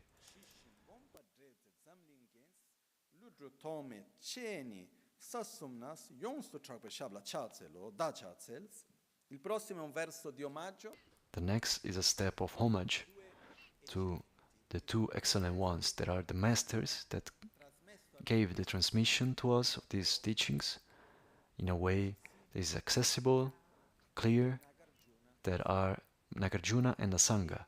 And so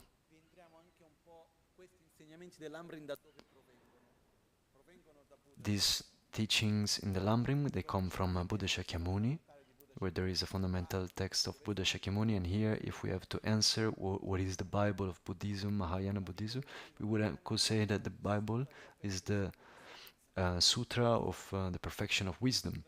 And this sutra, it's written, there is the short version of 8,000 verses, there is the short, bit more extended of 10,000 verses, then there is the middle version of with 10,000, 20,000, and then there is the long version of 100,000, and then there is the essential version that is called the Heart Sutra. The Heart Sutra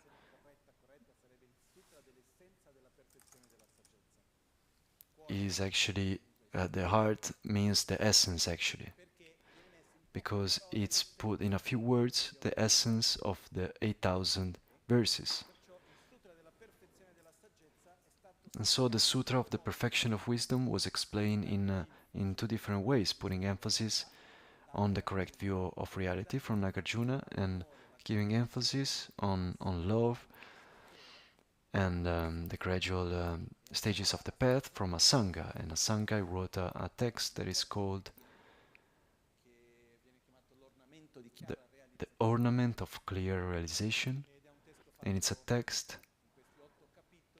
divided in 8 chapters, where it's explained all the steps of the path to enlightenment, making a reference to the Sutra of the Perfection of Wisdom, and this is the textual point of reference of where we get these teachings from.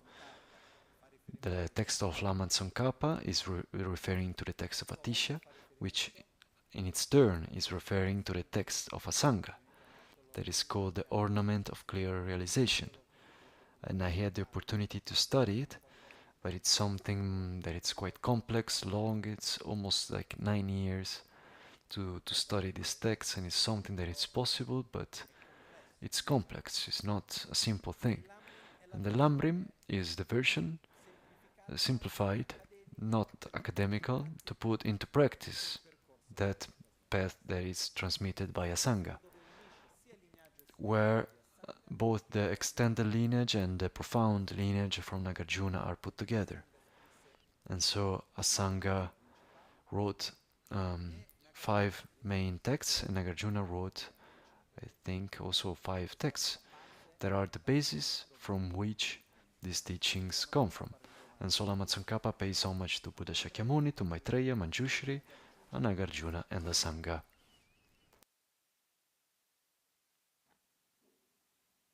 Shinta Chenpo Nile Le Gyupe Samo Tawa Gyachen Chepelam Manor Yonsu Dzokpe Ne Dupes Dampe Zunzi Marmeze Ladus. Poi si rende omaggio. Then it's paid homage to Atisha, represented on my right with the red head. That is the main representation. Then we will see also the life of Atisha, but here the text says Atisha.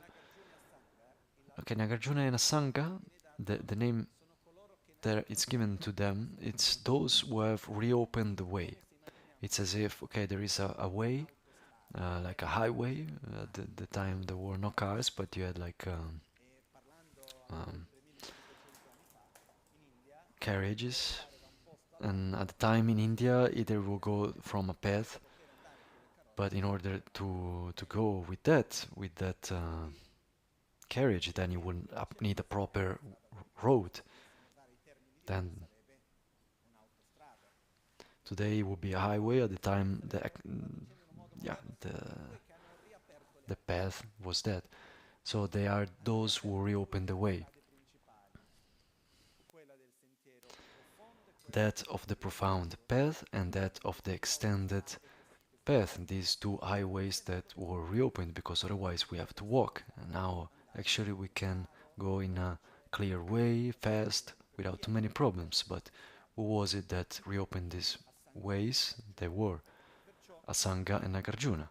Atisha che ha seguito queste And so Atisha will follow these two paths and completed them.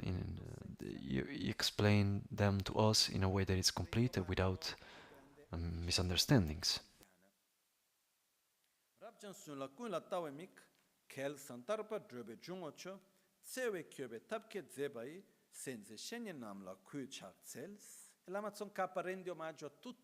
Lama Tsong Khapa pays homage to each one of his own masters who transmitted correctly the path.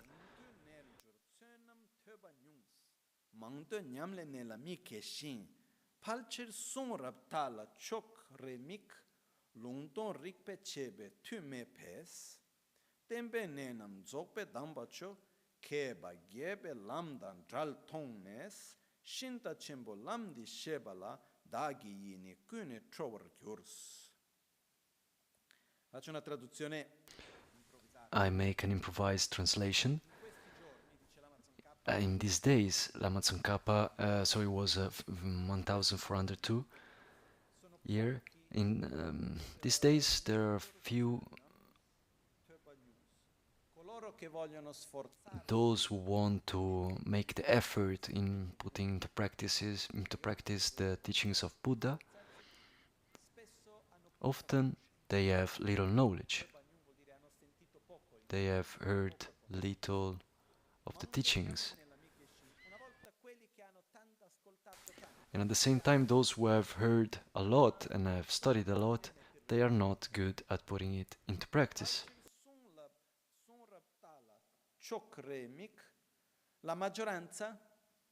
The majority don't have the eyes of wisdom to understand, to comprehend correctly the teachings of Buddha.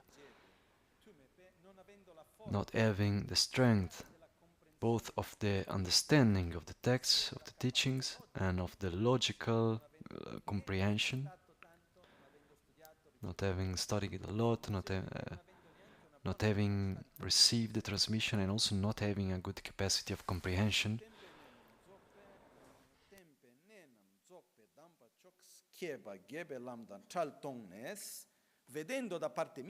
Seeing from my own side this situation, where those who really want to follow the teachings of Buddha correctly are somehow separated from a correct path, because they are missing the knowledge, the awareness, comprehension,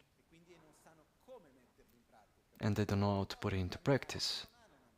They want to walk, but they don't have a map. So in a joyous way, I will explain this great way, this important way that it's there. And I do this with a profound joy from my heart.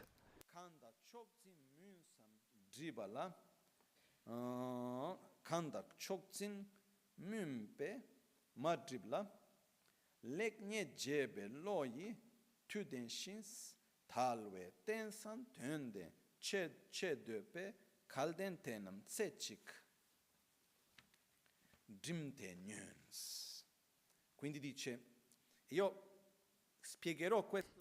I will explain this great way, this great path, because it's also interesting that the word path is like something small, a highway. No, it's something much broader. So here we really use the analogy of the highway, the big way. So we'll explain this way with great joy. We'll do it.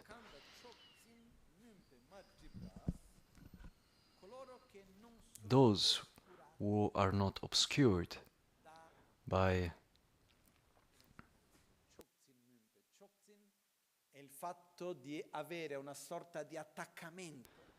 Choksin is having like a sort of attachment to our belonging. There is that sort of attachment that it's there like in soccer, football. I am for that team. It doesn't matter whether it plays good or bad, it's the best. This also exists in religion.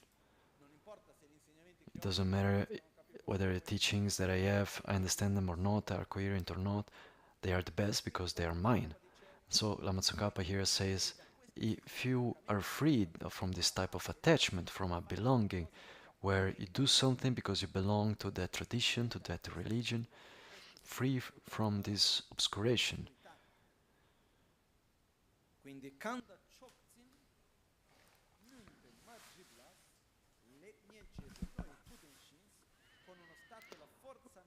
With a state and a mental strength to be able to discern between what is right and what is not right, between what is good for me and not. So was able to follow the path without a state of belonging. This is correct because it belongs to this tradition, that religion. So it's not a matter of belonging to something. But that also at the same time wants and has the capacity and the will to discern between what is right and not right, in the sense what is good, what makes me good and what makes me not good. And at the same time that has the want to give meaning to this life, that has a desire to make this life significant. So this means who doesn't simply want to live the life to survive, who wants to use this life as a tool in order to transcend the state where we are today, to give significance by all means to this existence that we have. So those who wants to make this life meaningful and has the mental capacity and the clarity to discern what is right and not right, so doesn't want to follow with blind trust. And it's not obscured by the attachment of the belonging to a tradition or the other. You lucky beings listen with an attentive mind. It's to you that I speak. And Lama Tsong Khapa starts like this. And here is showing us three fundamental points. One, it's not a matter of belonging. It's a matter of wanting to make life meaningful without wanting to follow a path with blind trust. And so he says, Lama Tsong Khapa at the beginning, please don't follow what I am telling you with a blind trust, but yes, use your own capacity of discernment. Whether if you want to have teachings to find with blind trust, I'm not here for that.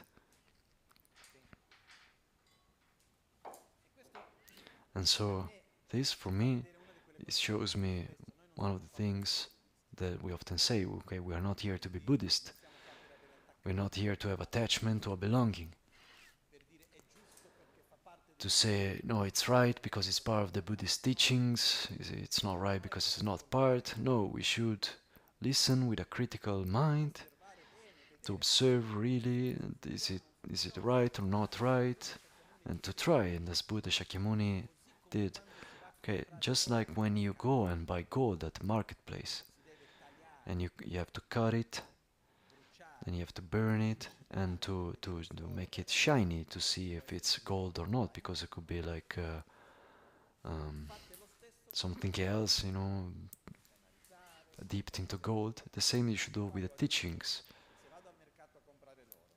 And here I add, okay, if you go to the market and buy the gold, how much do you want? 200 grams.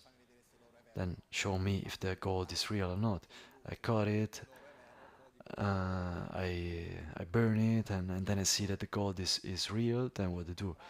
I put it back there. Then I have to buy it. And at the same time, if I go and listen to the teachings and I analyze it and I comprehend it, I listen to it, I look for the defects, I put it in practice, it works, I look at that from every possible angle. At that point, I need to put it into practice. This is one of the starting points that Buddha Shakyamuni transmitted, and that stays true through all Buddhism. We shouldn't find something simply because it was transmitted to us. We should observe, reflect, analyze, and to prove, to try. And this is what Lama Tsong Khapa is saying to us at the beginning. So you who have the mental strength,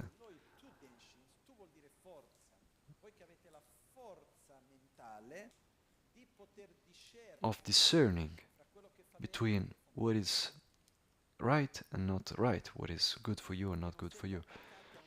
You were not attached to a belonging, to a religion or to a tradition, that have the mental strength to discern, and that you want by all means to make this life meaningful. That is, you want to live beyond the survival. At this point, listen with an attentive mind. And there is also another verse of Lama Tsong Khapa that I really like, that are the first words that Lama Tsong Khapa said in the commentary of the completion stage of Guhya Samaja.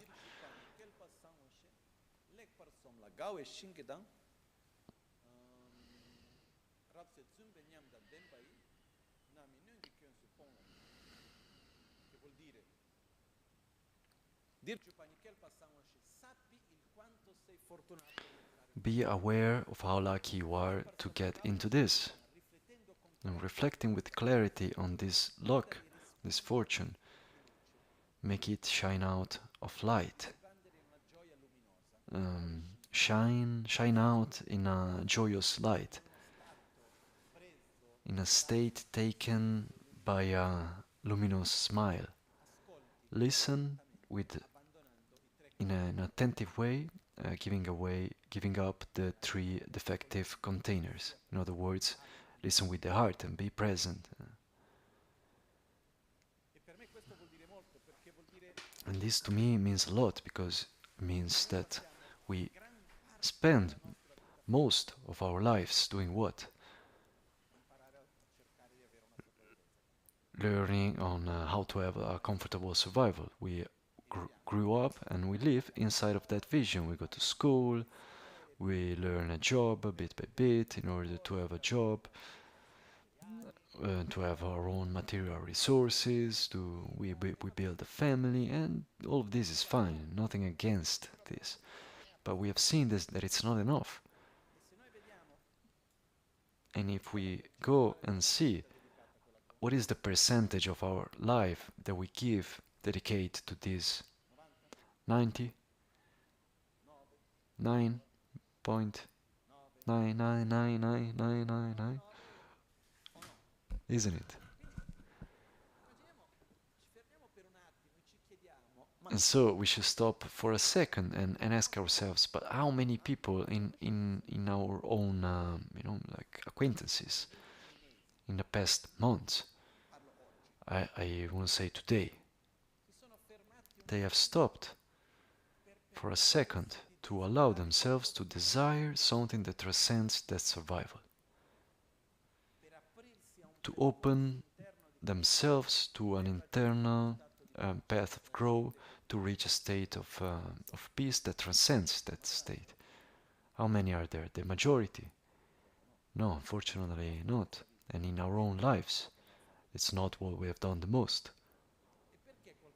And why is it something special? Because it's a bit as if we spend all our time going around it. There is that sentence,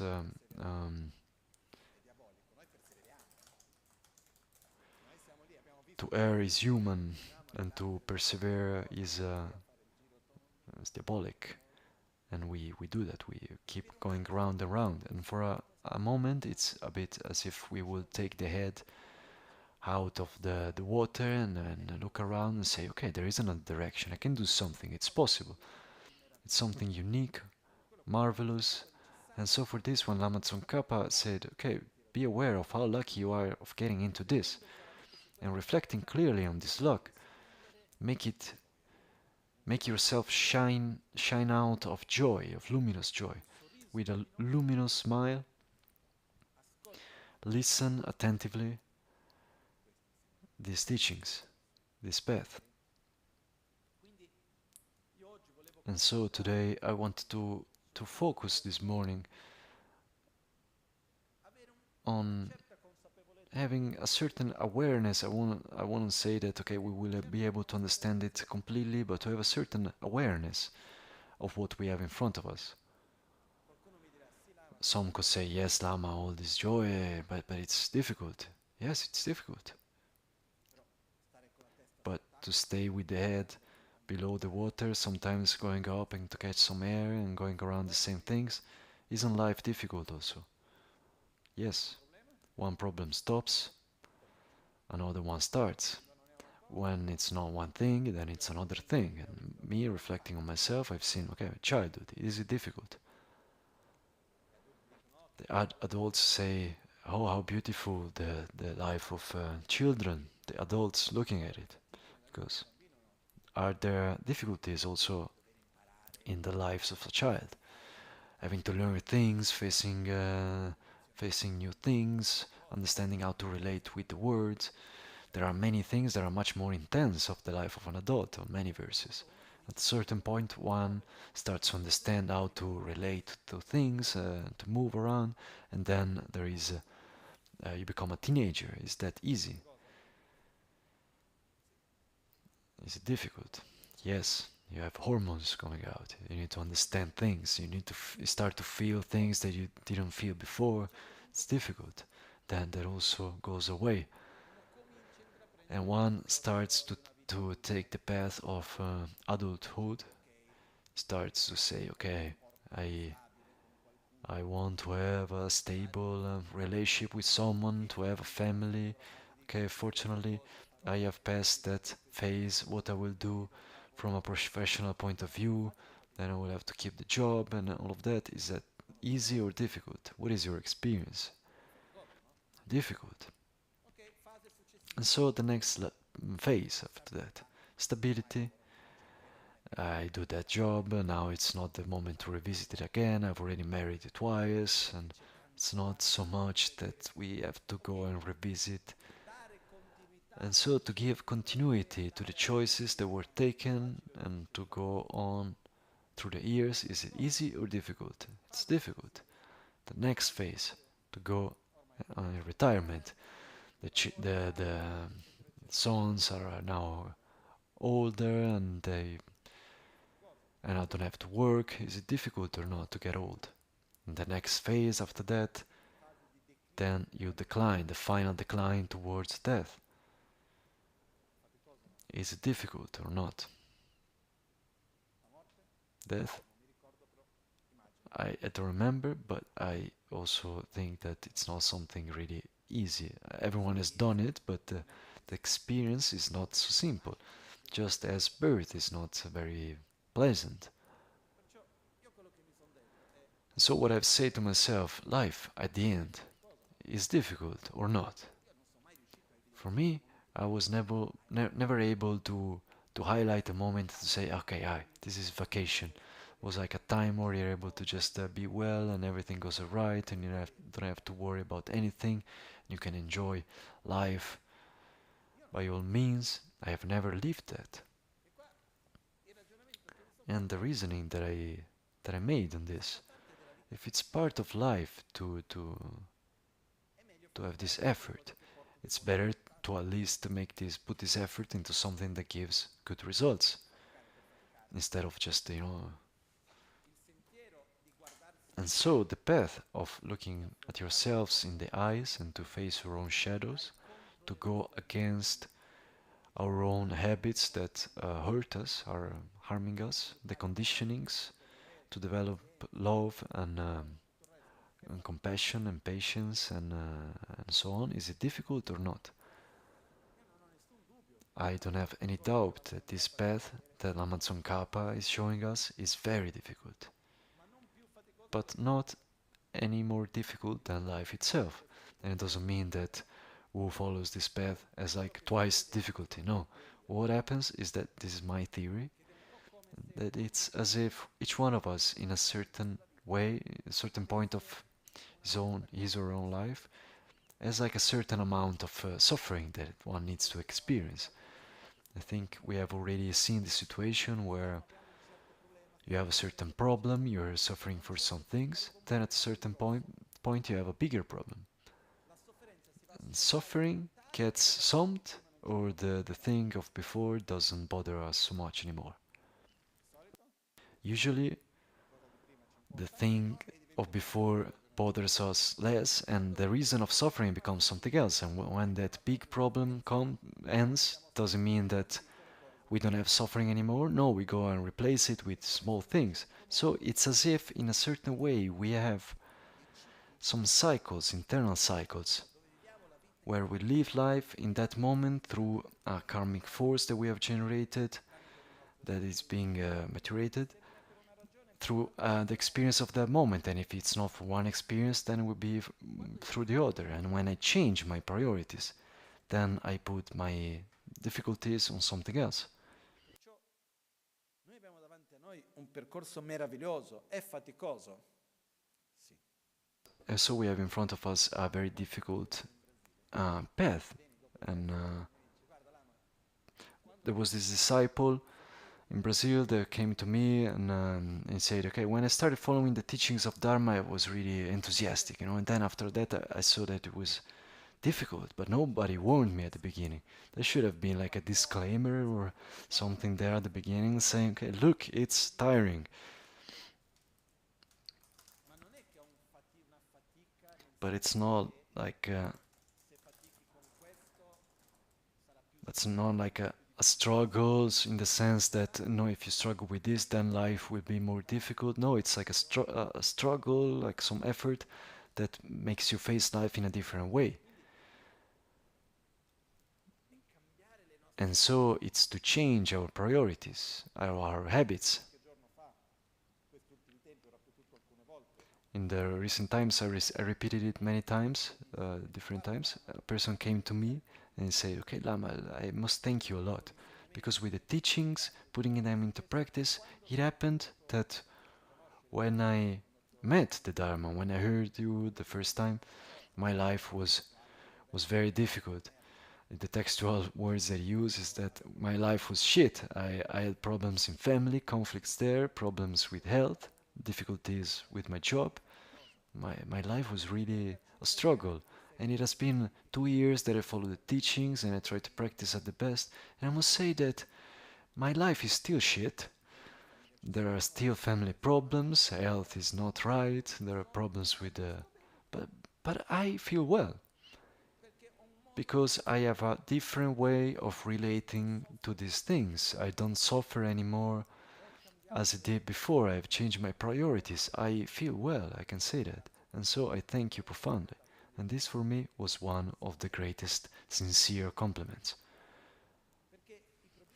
Because the problems, practical problems that we have their own cycles, they start and they end, it's part of life. But the way that we live, and embarking on this journey to facing our own shadows, traumas, negative conditionings, and to nourish our own light, and to love ourselves better, to develop more stability and so on. Is it difficult? Yes, but it brings wonderful results. And there is another thing, someone says, it's a very long path. The answer is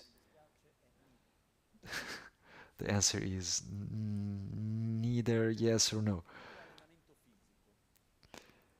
Because it's like physical training.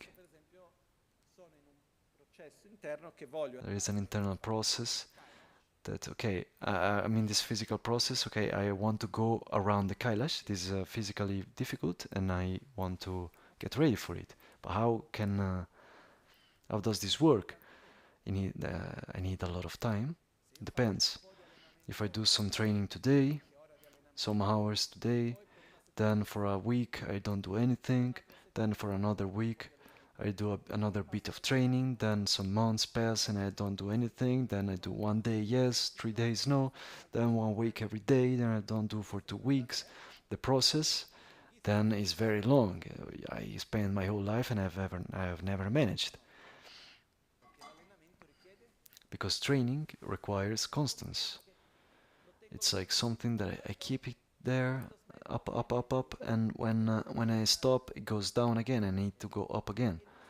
And our training of inner transformation of our own mind, habits, and conditionings, it's the same as the body, and it requires to be constant.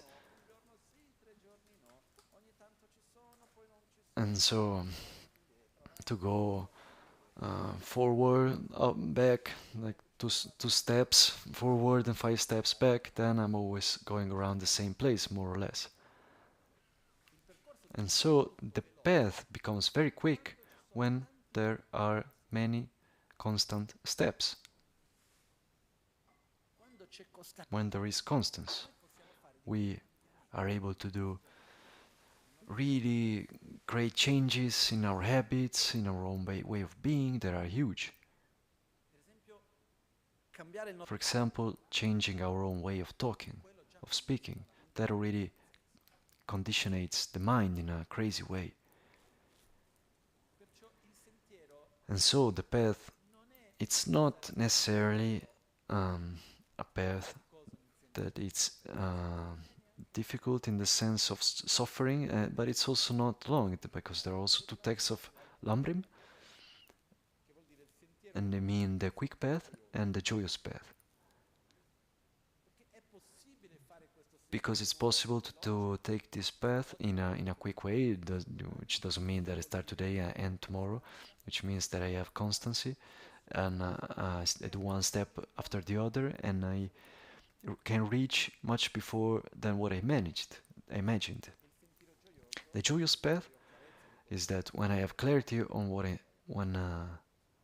of what I'm doing, then I can live with joy, even if it's difficult.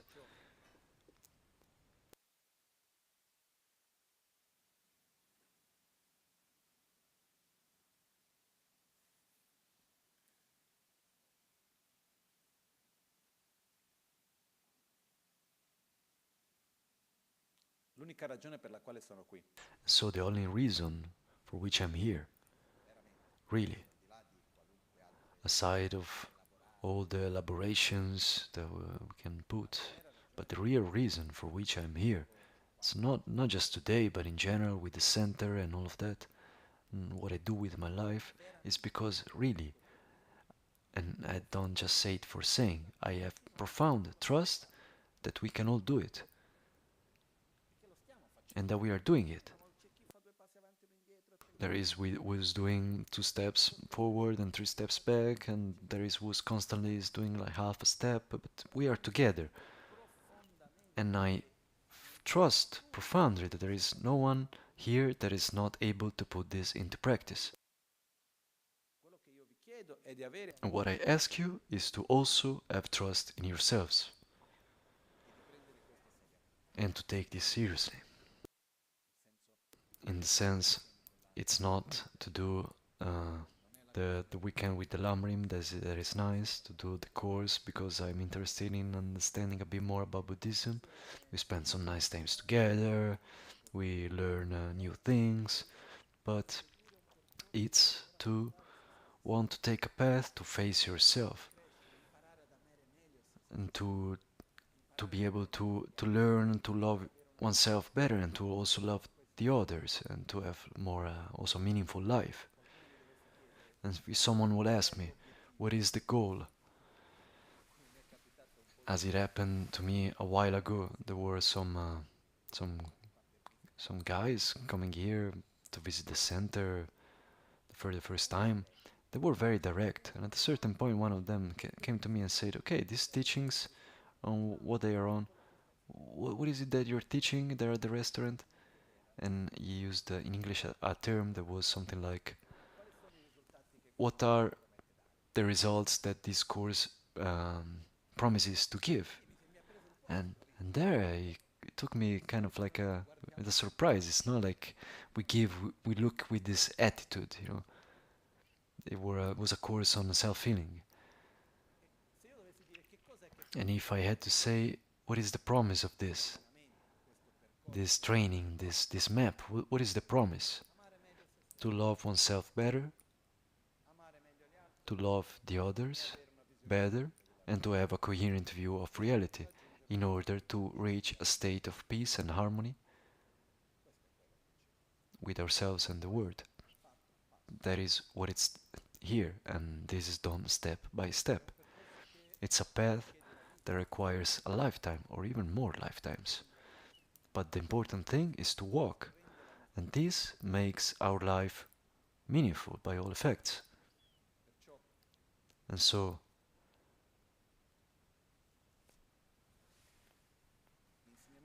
the teachings by themselves are divided in 4 parts. Before closing the text, it says the commentary of the explanation of the stages of the path towards alignment are divided in 4 sections.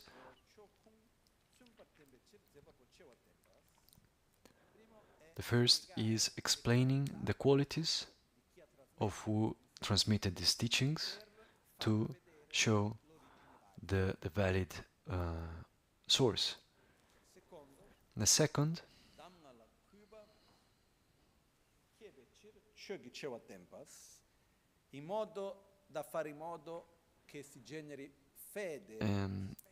so that it's generated trust and respect towards the teachings to explain the qualities of the teachings. So in other words, the first is to explain the qualities of the who transmitted the map.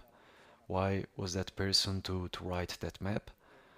Why? Because if the map is written by someone who has never received anything, that he didn't understand anymore anything about that place, or then I don't trust the map. So I need to understand, why do I trust that person? And this is Atisha. The secondly, why is that map special? What are the characteristics that map has? And the third point is, once that we have seen that there are these teachings that come from a person that has all the qualities to transmit them, and that the teachings themselves, this map by itself, has all the characteristics, what is the correct way to, what is the correct approach in front of this map, path? And the fourth point,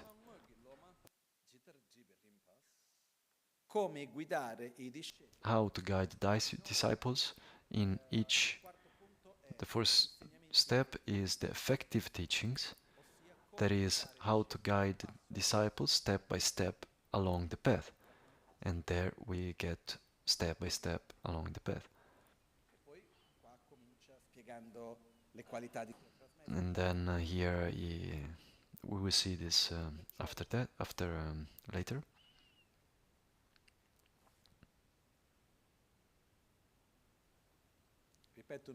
And so I repeat once more, one last time, we're not here to follow the tradition, we follow it, but we are not here for that. We are here, each one of us coming from its own culture, from its own religion with which we grew up with. I don't want to know whether one believes himself to be a Buddhist or not. This is not the important thing for me. I want to know. You don't have to tell me, but what I expect out of each one of us is an attitude that is sincere on what we are doing, both from the point of view of really wanting to follow an internal path to reach peace for ourselves and the others, an attitude of intellectual sincerity, that is, I don't follow something just because it has been said. I want to go deeper on that. I want to analyze. I want to comprehend.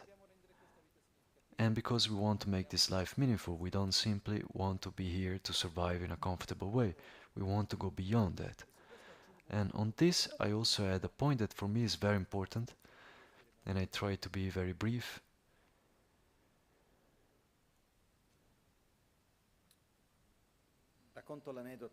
I tell the anecdote because so we can understand better. We live inside of a culture. We are in Italy. We are part of the Italian culture. What is the Italian culture made of? The way of eating, talking, to relate with the institutions, to relate with the family, of how the family is structured, so many things. But the Italian culture doesn't exist independently from the individual culture of each one that is living there. So, as the same way that the culture in Milan or Verbania or whatever is made of the collective, of the individual cultures of each one. So the way of speaking, of relating, and so on of each person. And a while ago, when I built the temple and I was making the project of the temple, at a certain point in the project, there was the problem that in order to make the bathrooms, I couldn't find the physical space to make rooms, to enter to rooms before the bathrooms. So I made only one room, and the technician from the town, from the village, he went to ask if it was possible, and eventually they say you're out of a category, it doesn't matter what you do, you can do what you want. Okay, and I say thank you, and I did the bathroom like this, and I say to myself, sincerely, the temple, you go to the bathroom, you close yourself with the door, even if men and women meet in front of the bathroom, what do you think can happen by all effects? And so I did like that, and then I said, okay, if we really need it, we do maybe one floor the men, one floor the women, we do it like that. Then after that, some years after that, I received one day a message from Google Maps saying, give more information about your activity. And I look curious. There was like a questionnaire of questions about the temple. One of the questions was, do you have bathrooms gender neutral? And I said yes. We are modern, without getting into now what is better, what is not better. The point that made me reflect on is that something that relatively recently, was seen as something ugly, not right. Now it's seen as something from many that is good, that is modern, that is open, and so on. What does this tell us? That the change in the culture, the individual culture, generates a change in the collective culture. And this means also that when we take the Lamrim and I put it into practice and I change my individual culture, other than walking on my path, I am also making a change in the collective culture of where I live, willing or not willing, because I am part of this society, and by changing my own way of thinking, of interacting, and of being, I am part of a collective change, willing or not, aware or not, I do it. And this, for me, is something very valuable. And so, now we conclude here, and I invite everyone to reflect on this and to ask yourselves, do I want to commit? Do I want to be part of this change? Do I really want it or not? We should all make this profound reflection. And as I said before, there is no hurry or to walk. But we need to have a profound sincerity to walk. And this afternoon I will come back, we will come back, and I will go ahead on the path. Both the texts from Lama Je Tsong Khapa and Pabonka, they follow the same lines. And with time, I will also try to structure also with the weekends, with the lessons that will be treated. Now we make our own our dedications.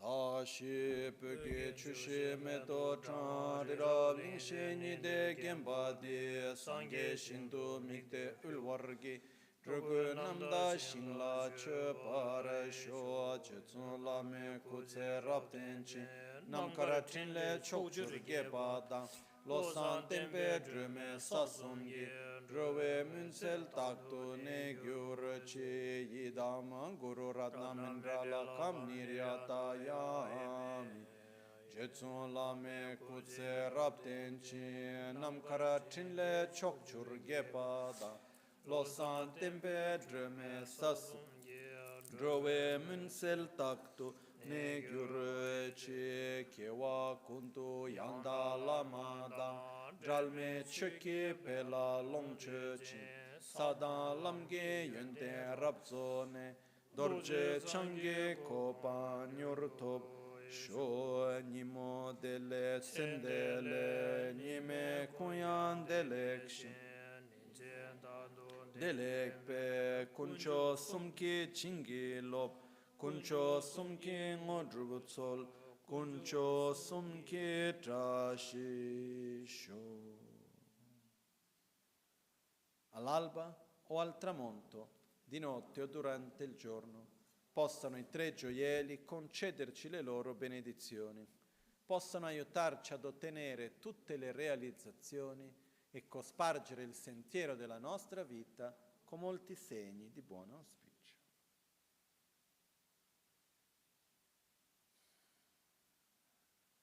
At dawn or dusk, at night or midday, may the three jewels grant us their blessings. May they help us to achieve all realizations and spring all the path of our lives with various signs of auspiciousness. Buon appetito. Ci vediamo. We will meet again at 3:30. Then I will ask to who wants to come here to say hi. We will do that after that, because now there is also this person that I need to talk with. Then I also want to have at least 1 hour to read a bit before the next teachings. Okay, thank you. Nima, yaşadı. Ma pere di due ropananda.